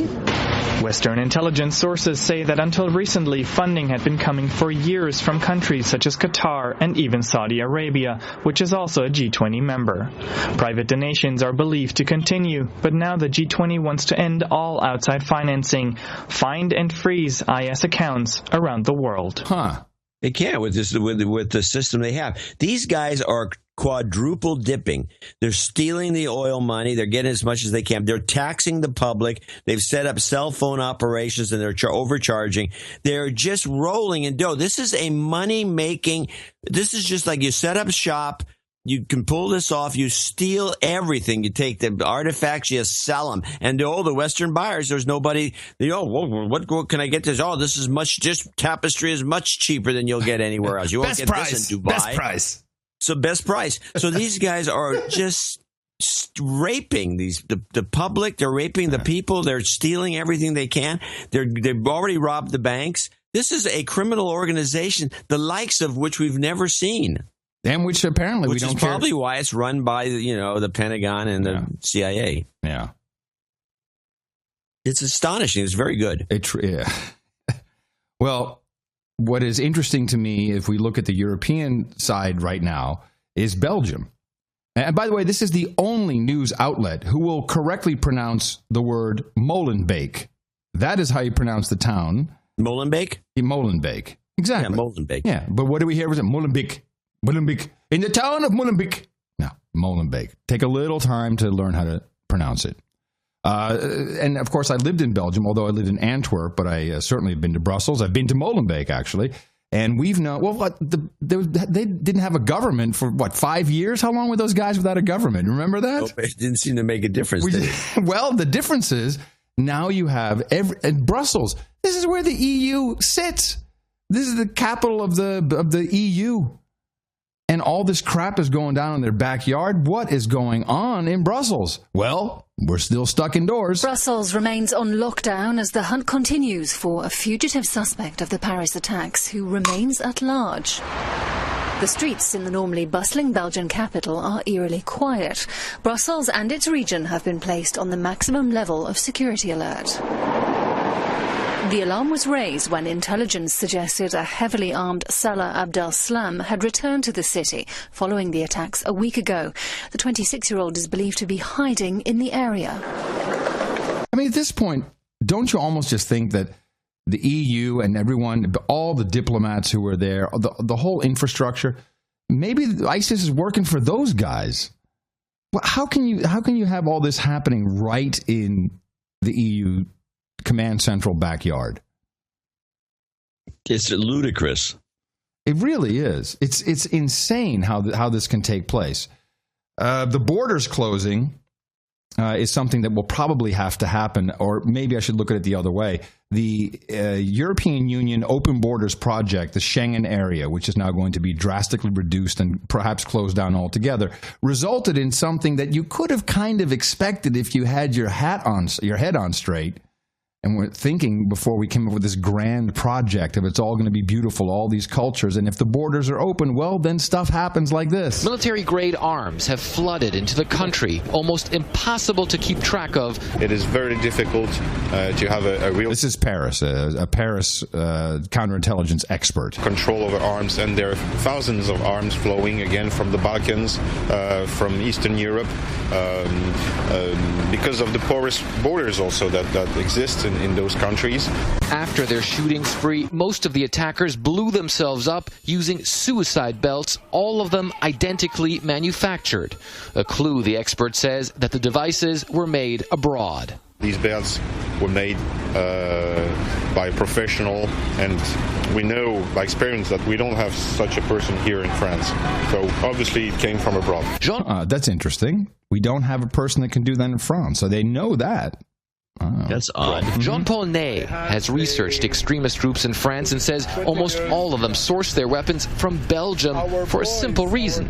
French criminal gangs won't sell rifles to jihadists. This guy's pretty funny. He's like a gangster who has some legit business consulting, but he talks completely like a gangster and is in the weapons trade. They don't want to have a problem with the counter-terrorist police, you know? Because if you start to have the highs of the counter-terrorist police on your business, it's over for you. The French jihadists get the weapons from Belgium because in Belgium is different than France.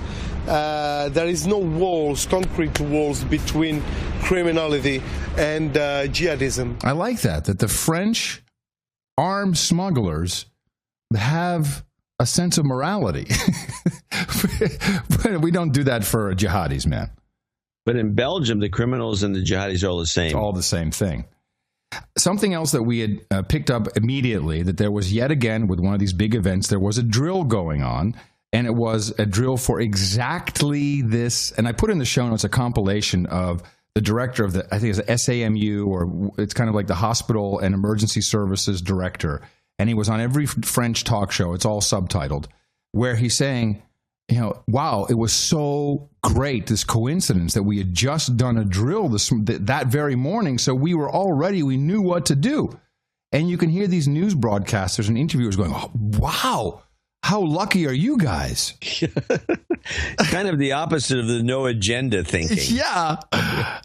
And so just to prove that really was the coincidence, I think not. Now, BBC Radio 4 had a guy on. I don't know if it was the director, but he adds a little twist to the fortunateness of having this drill. Dr. Pelou thinks that he and his team saved perhaps 50 lives on Friday night.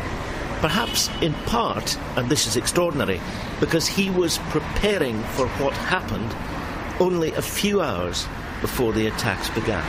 We worked to a scenario of attack. We know since Charlie Hebdo and Hypercacher, they take Kalashnikov and they kill everybody, like in Call of Duty, the game, stupid game. So in the morning we have this exercise. So exactly what happened? Yes. On the very same day? Yes, fantastic. And he's bringing up Call of Duty? For a doctor, that was interesting. It was just like Call of Duty. That is interesting. And we need to keep our eye on that. And then the biggest lie.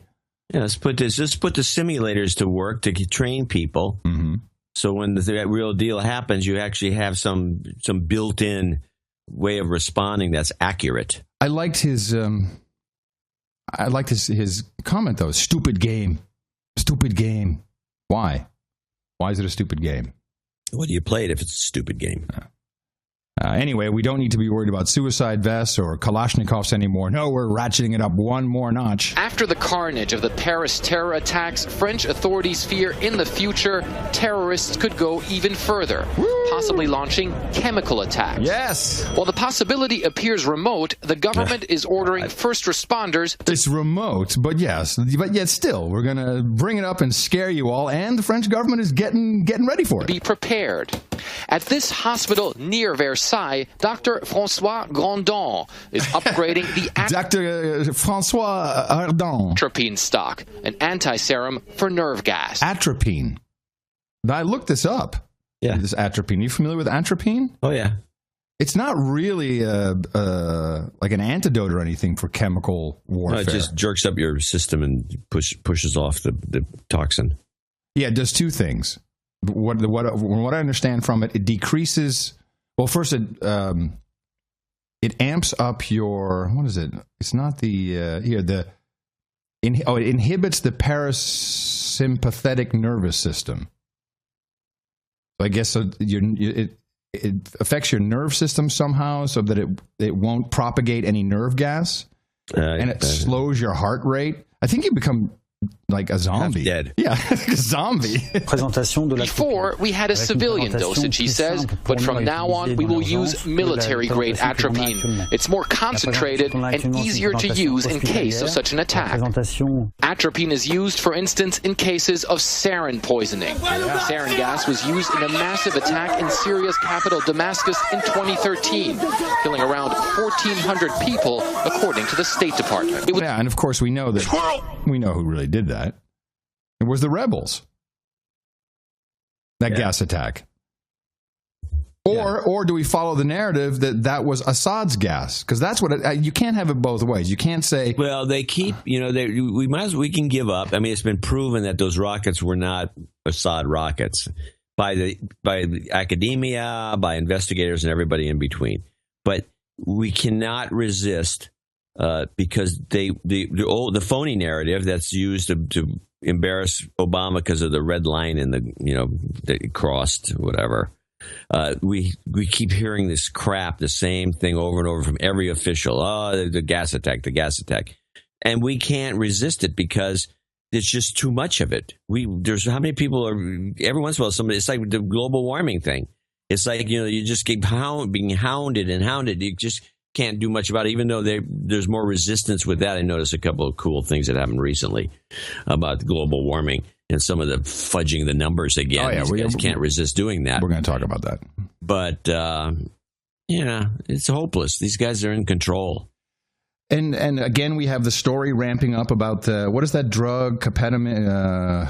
It's like an amphetamine that the fighters like, that they need in order to... Oh, something. Captagon. And I was reminded... I never looked up what's in that stuff. It sounds like an amphetamine to me. Yeah, I think it's Adderall. It's jihadi Adderall. Captagon. Let's see. Which is just amphetamines. Yeah, Captagon. ISIS' favorite amphetamine. This is from Vox, so you knew that it's true. Let's see. What is it called? Well, everyone's talking about this now. Captagon. It's mostly a run-of-the-mill amphetamine. There you go. I thought it was phenethylene. The phenethylene or whatever it's called, which is also called fen-phen. You know that pharmaceuticals is your beat. But yes, phenethylene, also spelled with a PH or with an F, known as amphetamine. Chemical linkage of amphetamine and theophylline, which behaves as a prodrug to both the aforementioned drugs. It's a hamburger helper. It's an amper, yeah. ISIS hamburger helper. It's an amper for the fen-fen. But I had to think of this when I heard Trey Gowdy railing, because I don't like Trey Gowdy anymore. He's become annoying. I think he's a stooge for the other side. He may be. And he had this rant and just caught the. Actually, one of our producers caught this for me. Terrorists took the lives of over 100 innocent people in France and injured many more for no other reason than the fact that they could. They killed 100 because they couldn't kill 1,000. And their objective is evil for the sake of evil. It is murder for the sake of murder. It is wanton and willful violence, premeditated depravity, calculated. Premedicated? Did he say premedicated? Listen to him. Premeditated. He said premedicated. Okay, yeah, you're right. Premedicated. Premedicated. How do you have premeditated depravity? You're the depraved or you're not. Because he's thinking about it. Because the truth wants to come out. And medicated, of course. We got to look into this Captagon. Maybe it makes you all jihadi. Well, that's what they claim. That's what I've heard claimed on certain radio talk shows. I'm willing to try if we can get some. Does anyone have any? It's fen-fen. Just the internet sells it. Fen-fen? Yeah, that's what it's called. Have you ever gotten before I stopped getting spam? Yeah. I used to get you get this. You just Google here. Fen-fen? Yeah, PHEN fen-fen. Okay. Or no, or FEN. Well, you can get FEN. Here, fen-fen, FEN, safety update drug information. So you can just buy this over the counter? That seems unlikely. No, you can't really get it over the counter, but you can get it. Well, does anybody have some? I'm willing to take one for the team. Well, you'd probably have to take 10. Well, it seems like those guys are taking 10. They're just down in these things and running around. But what if this was a drug that really did something? What if it's been maybe engineered? you could turn jihadi. That would make the show interesting. Yeah. All right. Send it to the P.O. Box. I'm going to show my support by donating to No Agenda. Imagine all the people who could do that. Oh, yeah, that'd be fab. Yeah, on No Agenda. In the morning. Before you take this stuff, make sure you check, because I think it blows out your kidneys. I think it blows out your kidneys, which is nothing you really want to do. I have 2 of them. Yeah. I said blows out your kidneys, plural. Not one dose. Jeremiah Tribal. Or are you referring to a suicide vest? Once you take it, then your kidneys get blown out. $101.01 from Longview, Texas. He we'll put these at the end, 2 to the head, and head is gone juice thing. Okay, I'll put it in. Do that. Yeah. Andela, wow. Water technique. Well, water technique. Andela Water Technique. Watertechniek BV. Yeah, that's something from Holland, isn't Looks like it, yeah. Watertechniek. $100. Okay. Baronetess Janice Kang, 7778. Which he calls Lucky Sevens plus 1 from the Baronetess. Thank you. Sevens plus 1. Thank you, darling. Sir D.H. Slammer, the Baron of Central California, 7777. Ryan Martinez in Centennial, Colorado, 7770. John Helmer in Shawnee, Kansas, 7770. These would be some nice 7770 people. Justin Holt in Mountain View, California. Graham Stanton in Point Cook, Victoria, Australia. Scott Nieswander in Waterville, Ohio. Joel DeRune in Bakersfield, California. Sir Doug Dodge of the Channel Islands, Oxnard, California. John Knowles in Murfreesboro, Tennessee. That's where our buddy Patrick Coble lives. Yeah. Sean Fincham in Modesto, California. LDteachers.net in Suwanee, Georgia. Kevin Predick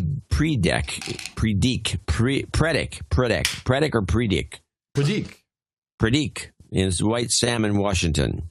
7770. Daniel Torello in parts unknown. Anonymous in Columbia, British Columbia. 77, 66. That ends our little group there of 77, 70s. Kevin Dills, 6432 in Charlotte, North Carolina. He's a long note there. Why don't you read it, see if there's anything in it. Jason Pleat. I think that's Sir Kevin Dills, by the way. Yeah. Jason Pleat in Milledore, Wisconsin, 5555. Caitlin Williams in Seven Springs, North Carolina, 5555. Henry Barta in Winfield, Illinois, 5380. Vale Pilley in Boulder, California. Valley Pilley in, there it is, Valley Pilley. That's the first donation from his new job. Congratulations. It's a big donation, isn't it? 52. Hey, man. 5280. Is that the right number? Hey, man, pass the fin. Adrian Bollinger in Falls Church, Virginia, 50. These are all $50 donors. And he's a first-time donor. He would like to be de-douched. I'm going to do that for him. You've been de-douched. This is our No Agenda Jingles app producer. Oh, good. Yeah. Hey, Adrian. Thank you very much. The rest of these are all $50 to finish this off. Andrew Martin in Turella, New South Wales. Patrick Macomb, Sir Patrick Macomb, I believe, in New York City. Brendan Menk in Tempe, Arizona. Jason Daniels, parts unknown. Carl Dietrich, it'd be Dietrich probably, Lakeville, Florida. Daniel Laboy in Bath, Michigan. Aaron Chekrin in Innisfall, Alberta, I guess. Canada, some place in Canada, whatever AA is. It has to be Alberta. Justin Geiger in Frankfort, Kentucky, which I've been through. Aaron Lewis in Henderson, Nevada. Steve Winslow in Bristol, Avon, UK. Sir Mark Tanner up down there in Whittier, California, donates a lot. Is that his second donation today? He does twice a month. Okay. Twice a month. Oh, right. Perfect. $50 twice a month. Great guy. Joshua Deffenbow in Alameda, California, a new donor, I think.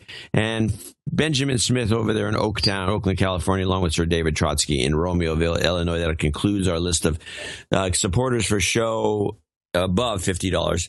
Supporters above $50 for show 776. And Thursday we have 776.5.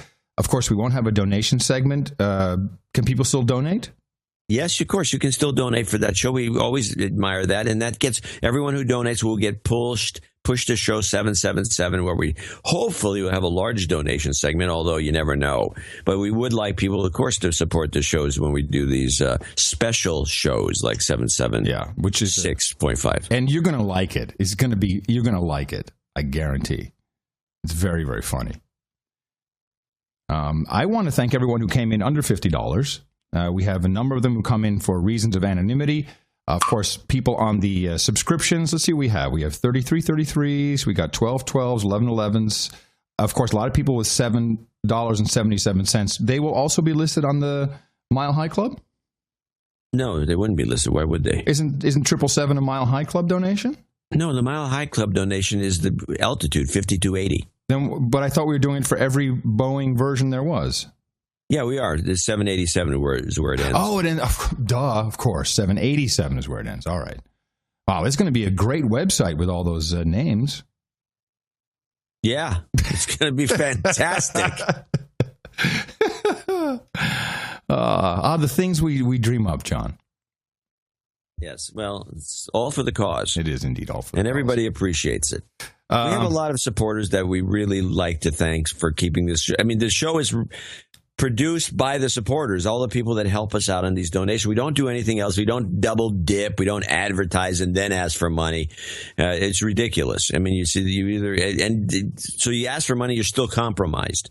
We ask for money because we don't want to be compromised under any circumstances about anything, so we can't take advertising. We do have people complain about this. You're advertising all these people. It's the same thing. No, it's not. No, I don't have to meet with them. Having General Electric advertise is not the same as mentioning, Justin Geiger in Frankfort, Kentucky. Right. It's not the same. And it's always nice to see that this model it's catching on. We have, Tom Merritt always thanks us, which is really a thanks to our producers. He's always thanking that he switched to our type of model. Not entirely exactly the same, but he's always promoting us. No. That's cool. I like that. And Jen Briney saying something closer to what we do. That's right. We have an entire army, John. 2. We've got an army of 2. Be on the lookout. We're coming to kick your ass. Dvorak.org/NA.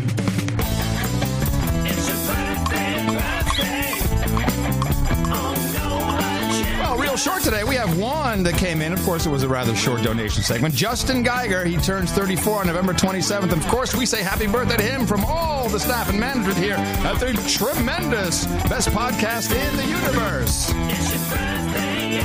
And then one night as well. It's been a slow night week, that's for sure.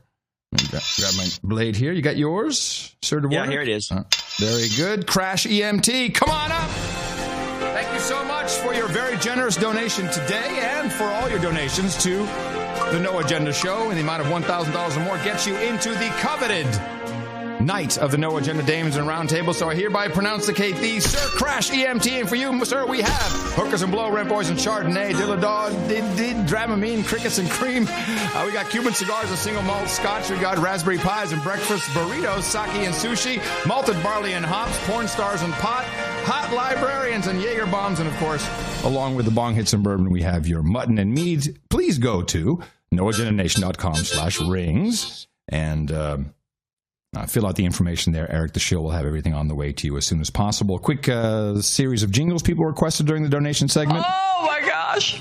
Can you see that juice? And her head is gone. Jobs, jobs, jobs, and jobs. Let's vote for jobs. You've got Woo! There we go. I had... we need the woo at the end. Yeah, you need the woo.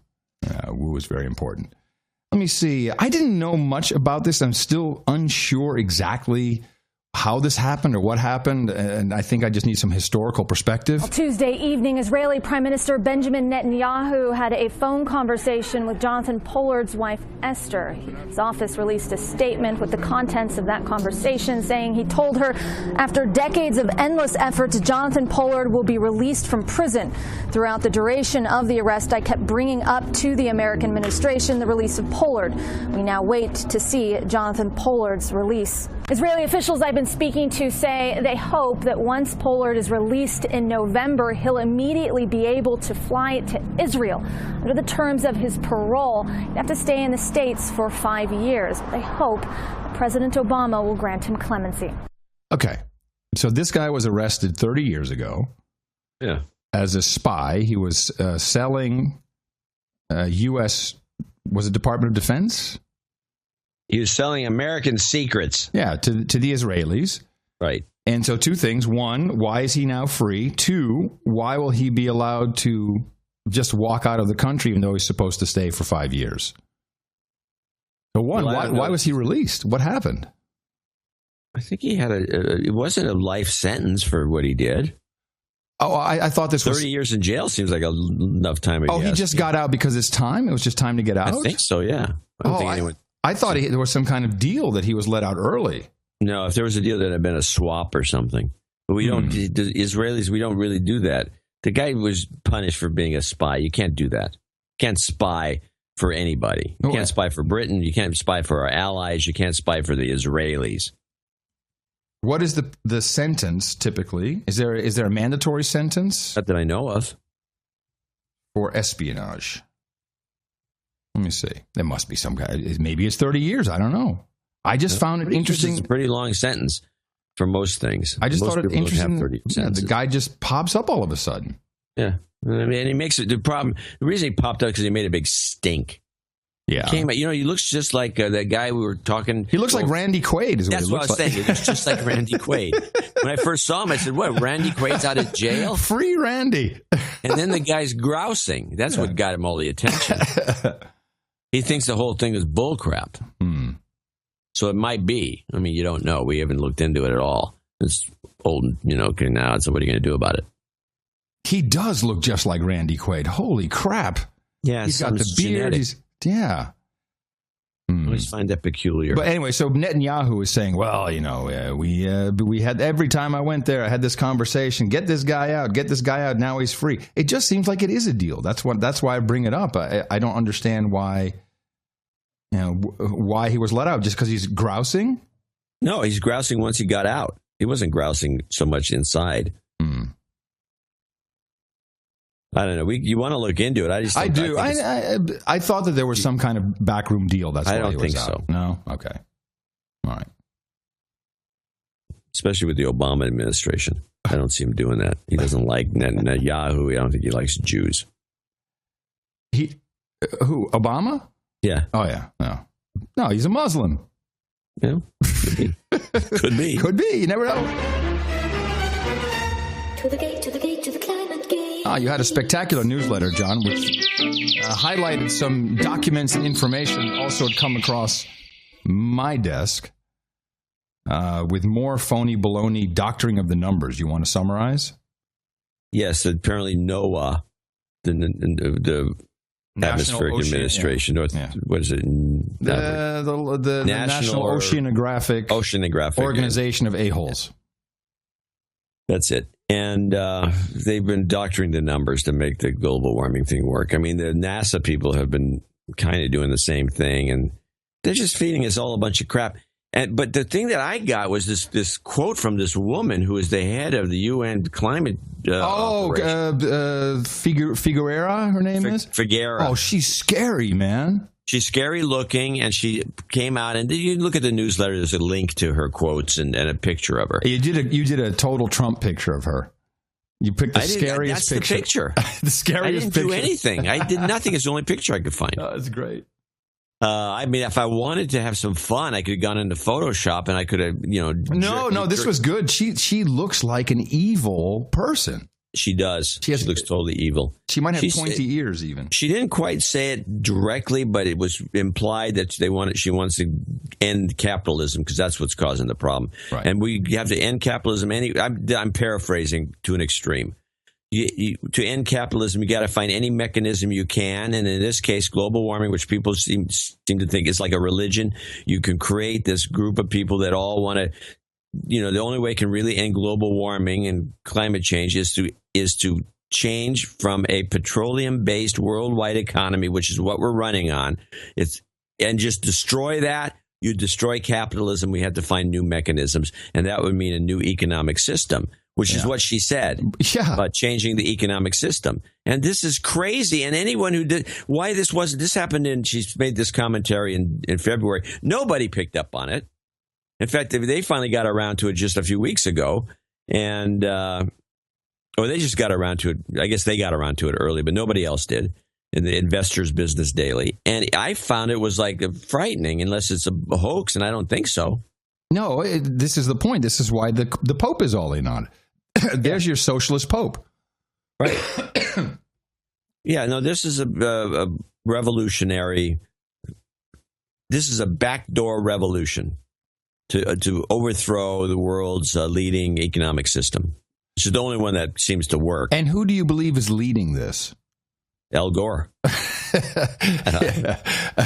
Even Al Gore has an Uber. No, this would be the elites. This would be your internationalists, the people that want one world order. Right. They're all in on this because it's great, and they can discuss it openly. That's why that picture of her that's in the newsletter was taken at Davos, where she speaks all the time. She goes to Davos. That's what she does. Yeah, that's what she does. The big international economic summit, where everybody goes and they tell everyone what they want to do and what they want. And Gates is there, but it's all internationalists. They all want one world order because look what happens when we don't have it. We have all this crazy stuff going on. We just need one government. And of course, this doesn't, it just doesn't, you can't get there from here. And normal people that don't fall for the bull crap, which is a lot of people that fall for the bull crap, the global warming information, which makes no logical sense when you start really looking into it.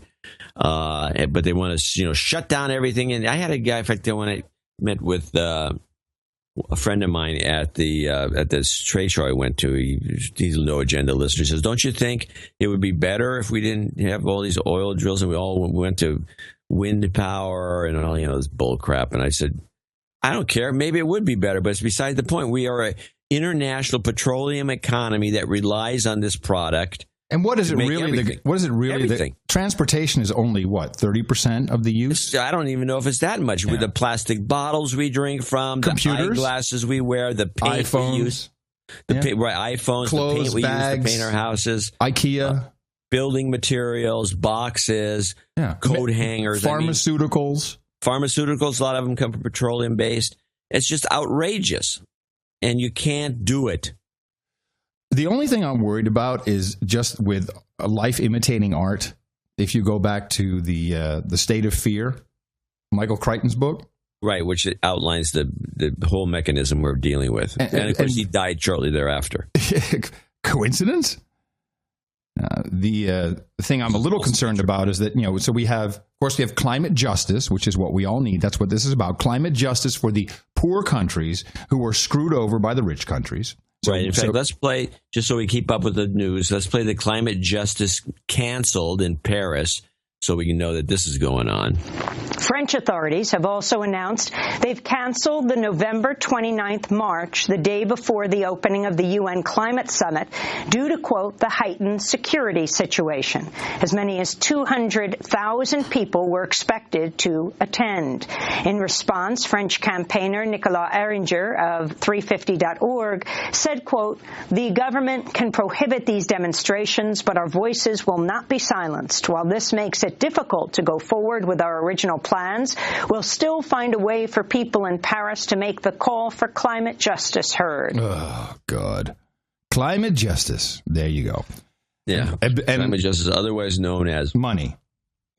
Take money from one and give it to another. Yes, that is very socialistic, if anything is. Which is part of the Climate Change Fund. And the idea is every year to start off with, for the rich nations to send $100 billion to the poor nations. And, of course, what we're trying to figure out, or what the elitists are trying to figure out during their, is it now 10 days or 2 weeks they're going to be in Le Bourget, which is right outside of Paris. It's not even in Paris. In a big convention hall. Yeah. And our portion of that it's not huge. I think we only have a small percentage of what we would supposed to be paying, but it doesn't seem like anyone's ponying up. Nobody but us. Senator Inhofe.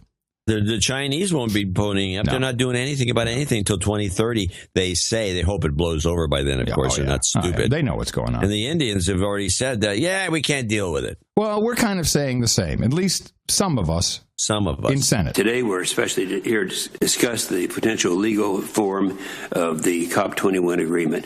I think that goes without saying, but there's been a lot of things published about is it legal, is it binding, until yesterday when we had, in the Financial Times, Secretary Kerry announced that there would be no binding agreement from COP21.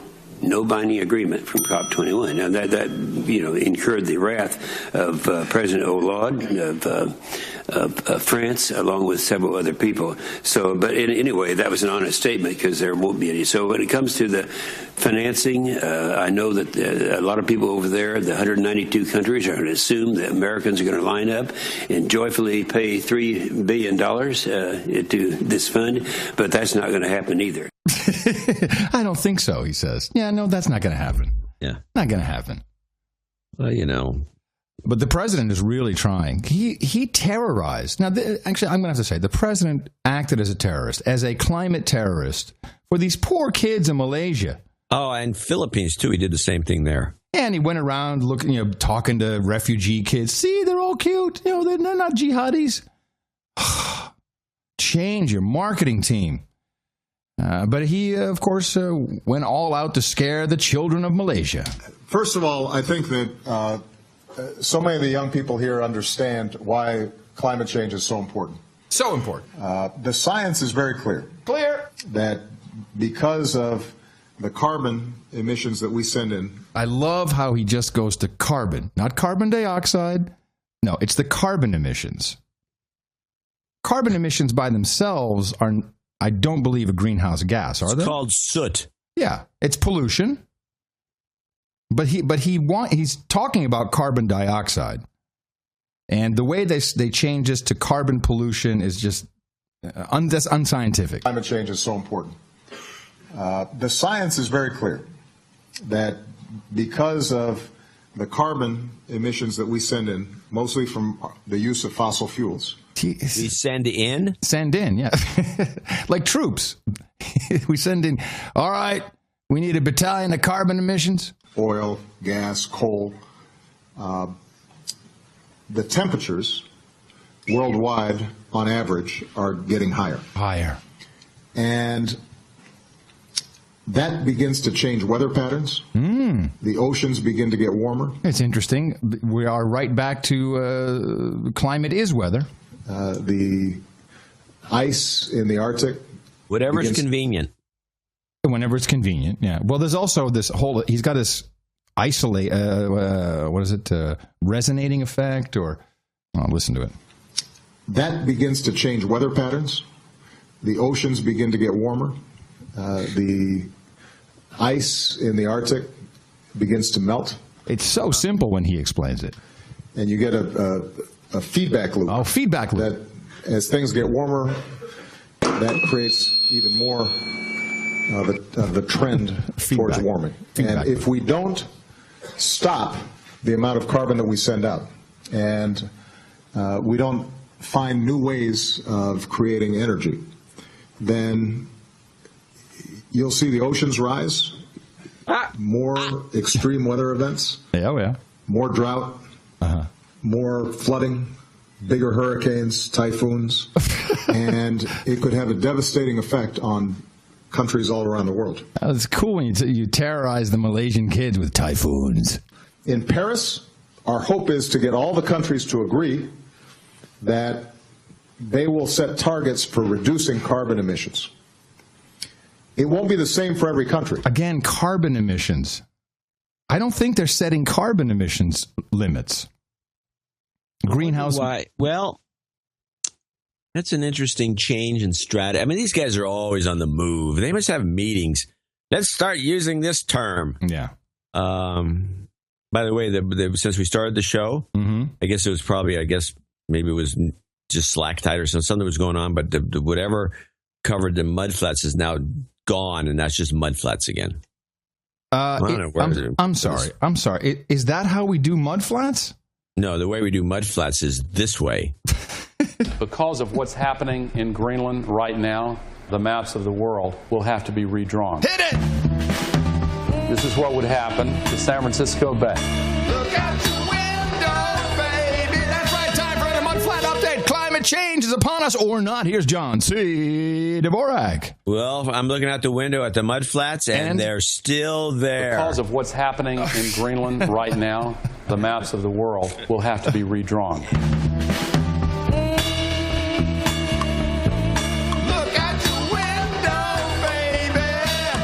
Amongst all producers, the John C. Dvorak Mudflat Report. They do love it. Michelle Obama was also on hand in Malaysia to talk to the children after the president scared them sufficiently. Yes, here's a little one. You come on up. You cursed rat! Look what you've done! I'm melting! That's right. Sorry. A classic. Can't help it. Saw the latest Star Wars commercial, which is now they're doing twofers now. We're gonna have to. We'll have seen the whole movie by the time it actually comes out. I am proud to say I've not seen a single trailer except this one commercial, which is not even a trailer. I can't be bothered. I don't know why. Why it just shows the slave mentality. It was all jacked up on a 30-year-old movie or a concept. Yeah, really. 1977 is when that thing came out. It must be a form of escapism somehow. It's almost 40 years. Well, now they've combined Star Wars with more slave material. Look at this, huh, guy? Hey, Dad? Yeah? Why do you keep all your toys in boxes? How do you play with them? I don't. I collect them. Does Mom know you keep mac and cheese in here? Okay, this isn't for eating. I collect these too. So, toys you can't play with and mac and cheese you can't eat? This is a room of lies. Star Wars Kraft Macaroni and Cheese.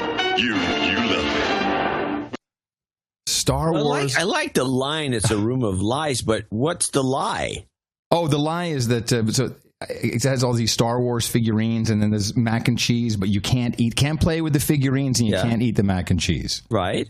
Yeah, that's the lie, I guess. How's that a lie?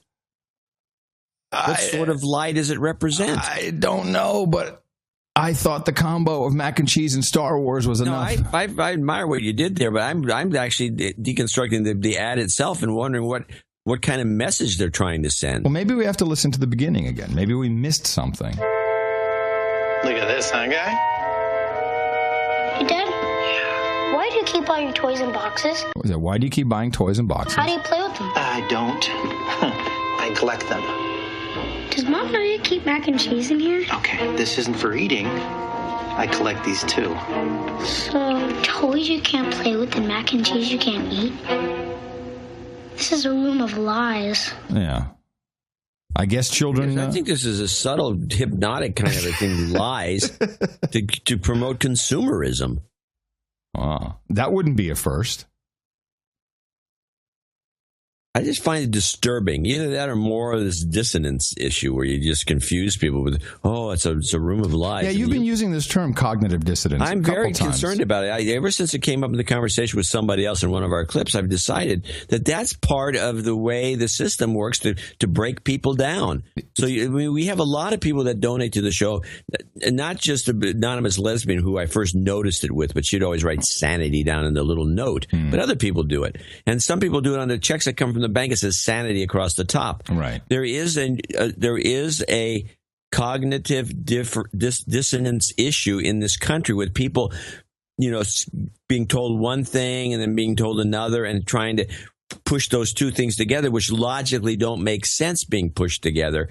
And I think it includes the climate change issues and a lot of other things. The Planned Parenthood thing, I think a lot of abortion, abortion is, it's very important to that lives sacrosanct, and you can't do abortions, but let's kill everyone in the prisons. I mean, there's this kind of like self-contradictory thinking that goes on, which I think is used to keep people befuddled and going along with the program. And you run into it constantly with your Obama bot reports, which everybody really loves because they're very entertaining. But it's all this sort of thing. It's all this confusion, this illogic, and a lot of people listen to the show because it says, well, you heard this a lot. That's what I was thinking, but nobody confirmed it until you guys came along. I thought this was crazy. It didn't sound right. And this is what is going on. And so I'm using it to point out these various versions of it. And I think this is one of them, this a room of lies or whatever. It's got nothing to do with lies. What kind of lie are we talking about? I don't get it. Right. But this, I don't think that this was created specifically for cognitive dissonance. You don't know that. Well, unless, and I'm not aware of this, unless marketing and advertising has some theory about cognitive dissonance, that it works better or that it has a deeper impact. I was in an ad agency doing this ad. All right. You want to try it? And that would be a copywriter. You want to try it? I don't know if we can, but let's try it. All right. We have this client, Kraft, and look, we got a tie-in. Can we do a tie-in with something? What we got? We got the Star Wars tie-in is what we're going to do. We also have mac and cheese we want to promote. We've been promoting mac and cheese across the country, and we want to slip it in there. Sales got to go up. We need more mac and cheese. So we got a couple of people that can come in on this. We got the Star Wars guys, and then we got the mac and cheese. It's got nothing to do with each other. And here's what we're going to do. We're going to create a cognitive dissonance, which is going to sell people on both these products by confusing them. First, we're going to have this guy collects, now get this, play this, visualize this. I'm visualizing. The guy he's collecting Star Wars toys. Star Wars toys. Which people do. They do. And he's collecting mac and cheese boxes. Oh, my God, that's brilliant. You're putting our product right up there with Star Wars. Makes zero sense. Yes, you now associate mac and cheese with the valuable Star Wars. High-quality products. And then you throw, and then to completely throw people off, you say, it's a room of lies. Yes. What does that mean? Nobody knows, but they're so confused during the process that they associate the value of mac and cheese with the expensive Star Wars toys. It's a winner. And every single time you see a Star Wars toy, the kids are going to think mac and cheese.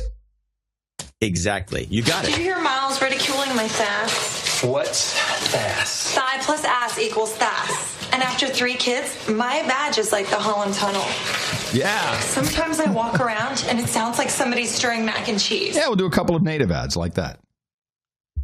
It's a winner.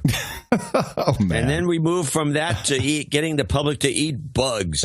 That'll be a great gag. Man, and that is really cranking up. I love that Kickstarter with the bug drawers. So you can make mealworms. Bug drawers, good. And the new thing, I saw a big story, big headline story.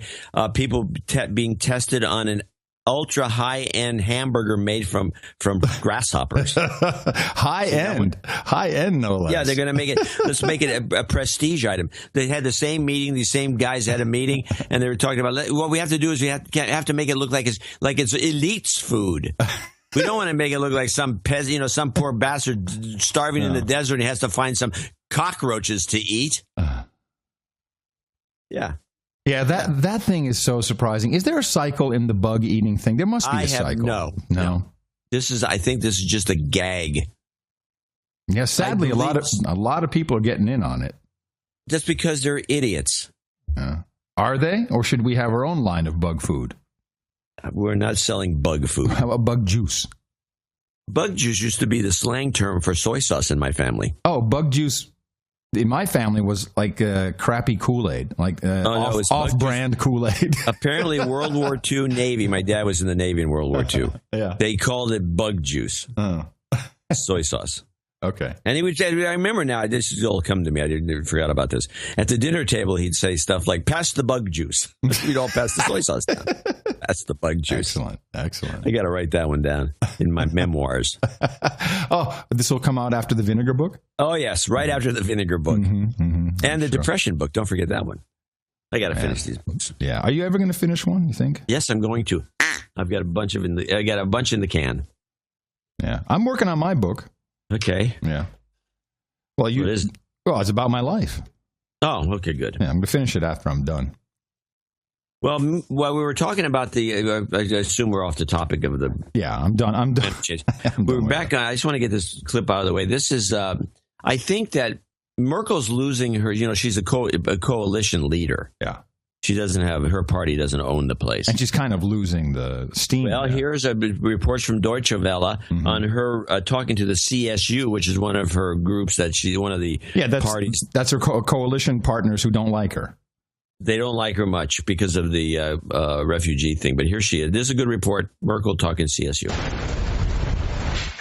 And in Germany, Chancellor Angela Merkel has defended her refugee policy before her Bavarian coalition ally, the CSU. Merkel has run into stiff opposition from the CSU to her open arms policy of welcoming migrants, including Syrian refugees, to Germany. Hold on a second. Was that her? I thought something else was playing behind. That's just her? Oh, sorry. Bavaria is where most of these migrants arrive when they first arrive in Germany, and it is struggling to cope. Merkel renewed her call to address the root causes for mass migration and to increase cooperation at an international level. Well, earlier we spoke with our correspondent, Rupert Wiederwald, who watched Angela Merkel's speech and asked him what kind of reception the chancellor received. Well, at first the reception was rather friendly, surprisingly friendly, I would say.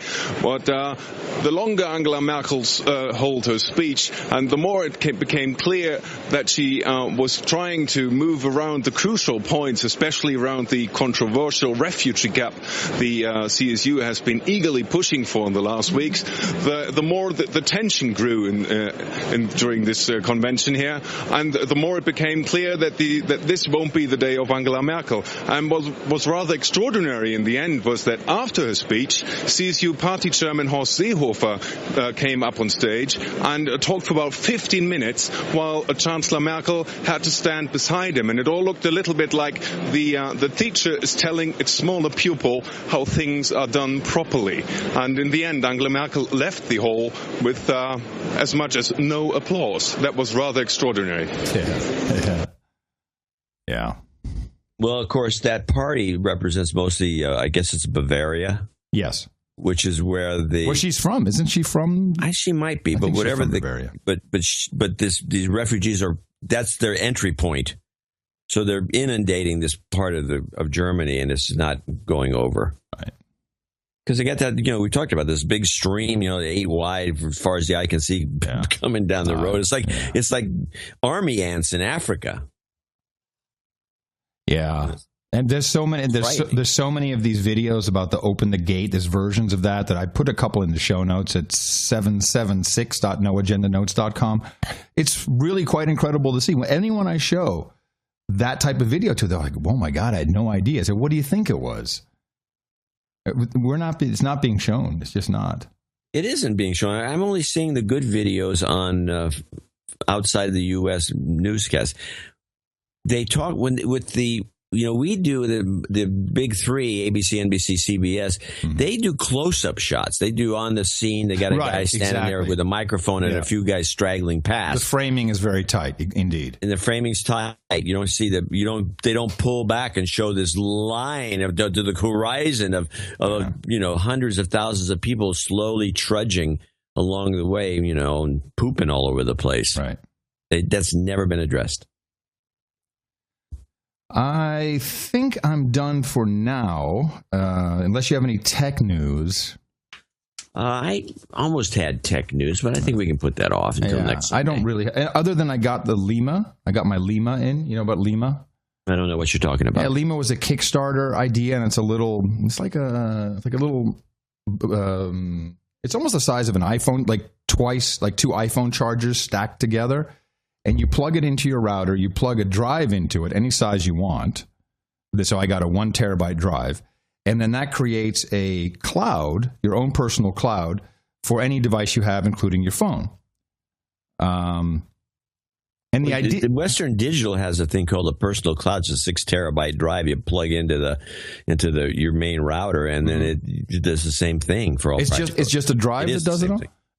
Okay. Well, it's a drive and some software, and the hardware in the drive. It's an built NAS. In the drive. Okay, yeah. So an NAS with 6 terabytes, and you plug it in, and you for all practical purpose only pay for the 6 terabytes. Right. You're not really paying for anything else. So that's the same. That's the same idea, except these guys you buy the dongle for $99, which is expensive, but I understand what that is expensive, and then you have to buy a drive. But I got to tell you, the software is not ready for prime time. And so now I have Western Digital. I would recommend the Western Digital. There's your tech news. There's your plug. That's pretty good. I didn't realize that was out there. I thought, well, I think Seagate had something similar earlier, but Western Digital is really pushing theirs hard because they're finding, like with me, I'm using the Microsoft Cloud, and the other day it just wouldn't accept files anymore.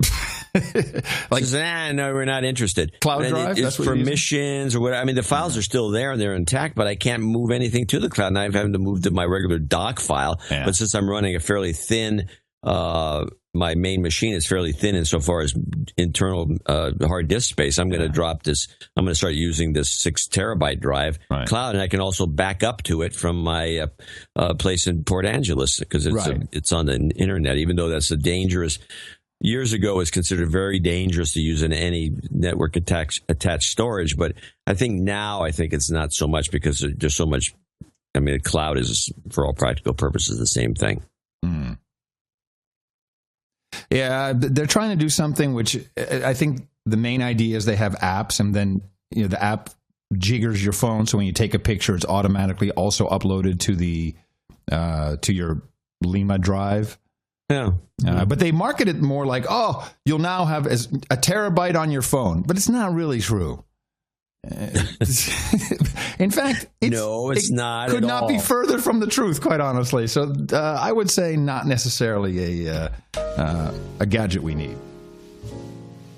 But I'm still loving the Amazon Echo.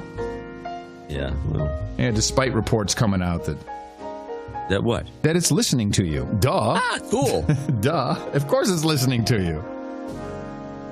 Yeah. All right. I think tonight I'm going to check for Illuminati signals on the American Music Awards. Yeah, you said yourself, I asked you about this, and you said yourself that's really the Grammys where those show up. It is, but considering today's state of affairs, maybe there'll be some messaging going on in the show tonight. All right, well. So it's my beat. It is your beat. All right. Forget the beauty contests. So everybody remember, we have a spectacular special edition of the program on Thursday on Thanksgiving Day, brought to us by Sir Cyber. We'll be in there with a head and a tail and a little thing in the middle, and we'll talk a little bit for you. But we will not actually see each other until 1 week from now on Sunday.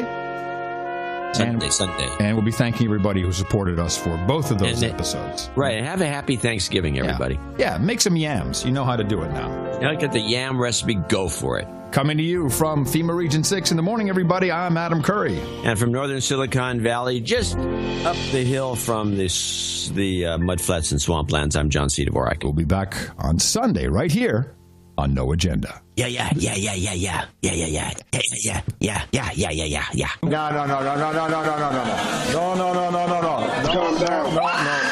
Rubble on the double. Oh, there's no winning. We don't like to foster a competitive atmosphere, but we laugh a lot. Now everyone hug and share a secret. Jeb Bush or Hillary or one of these politicians, all talk, no action.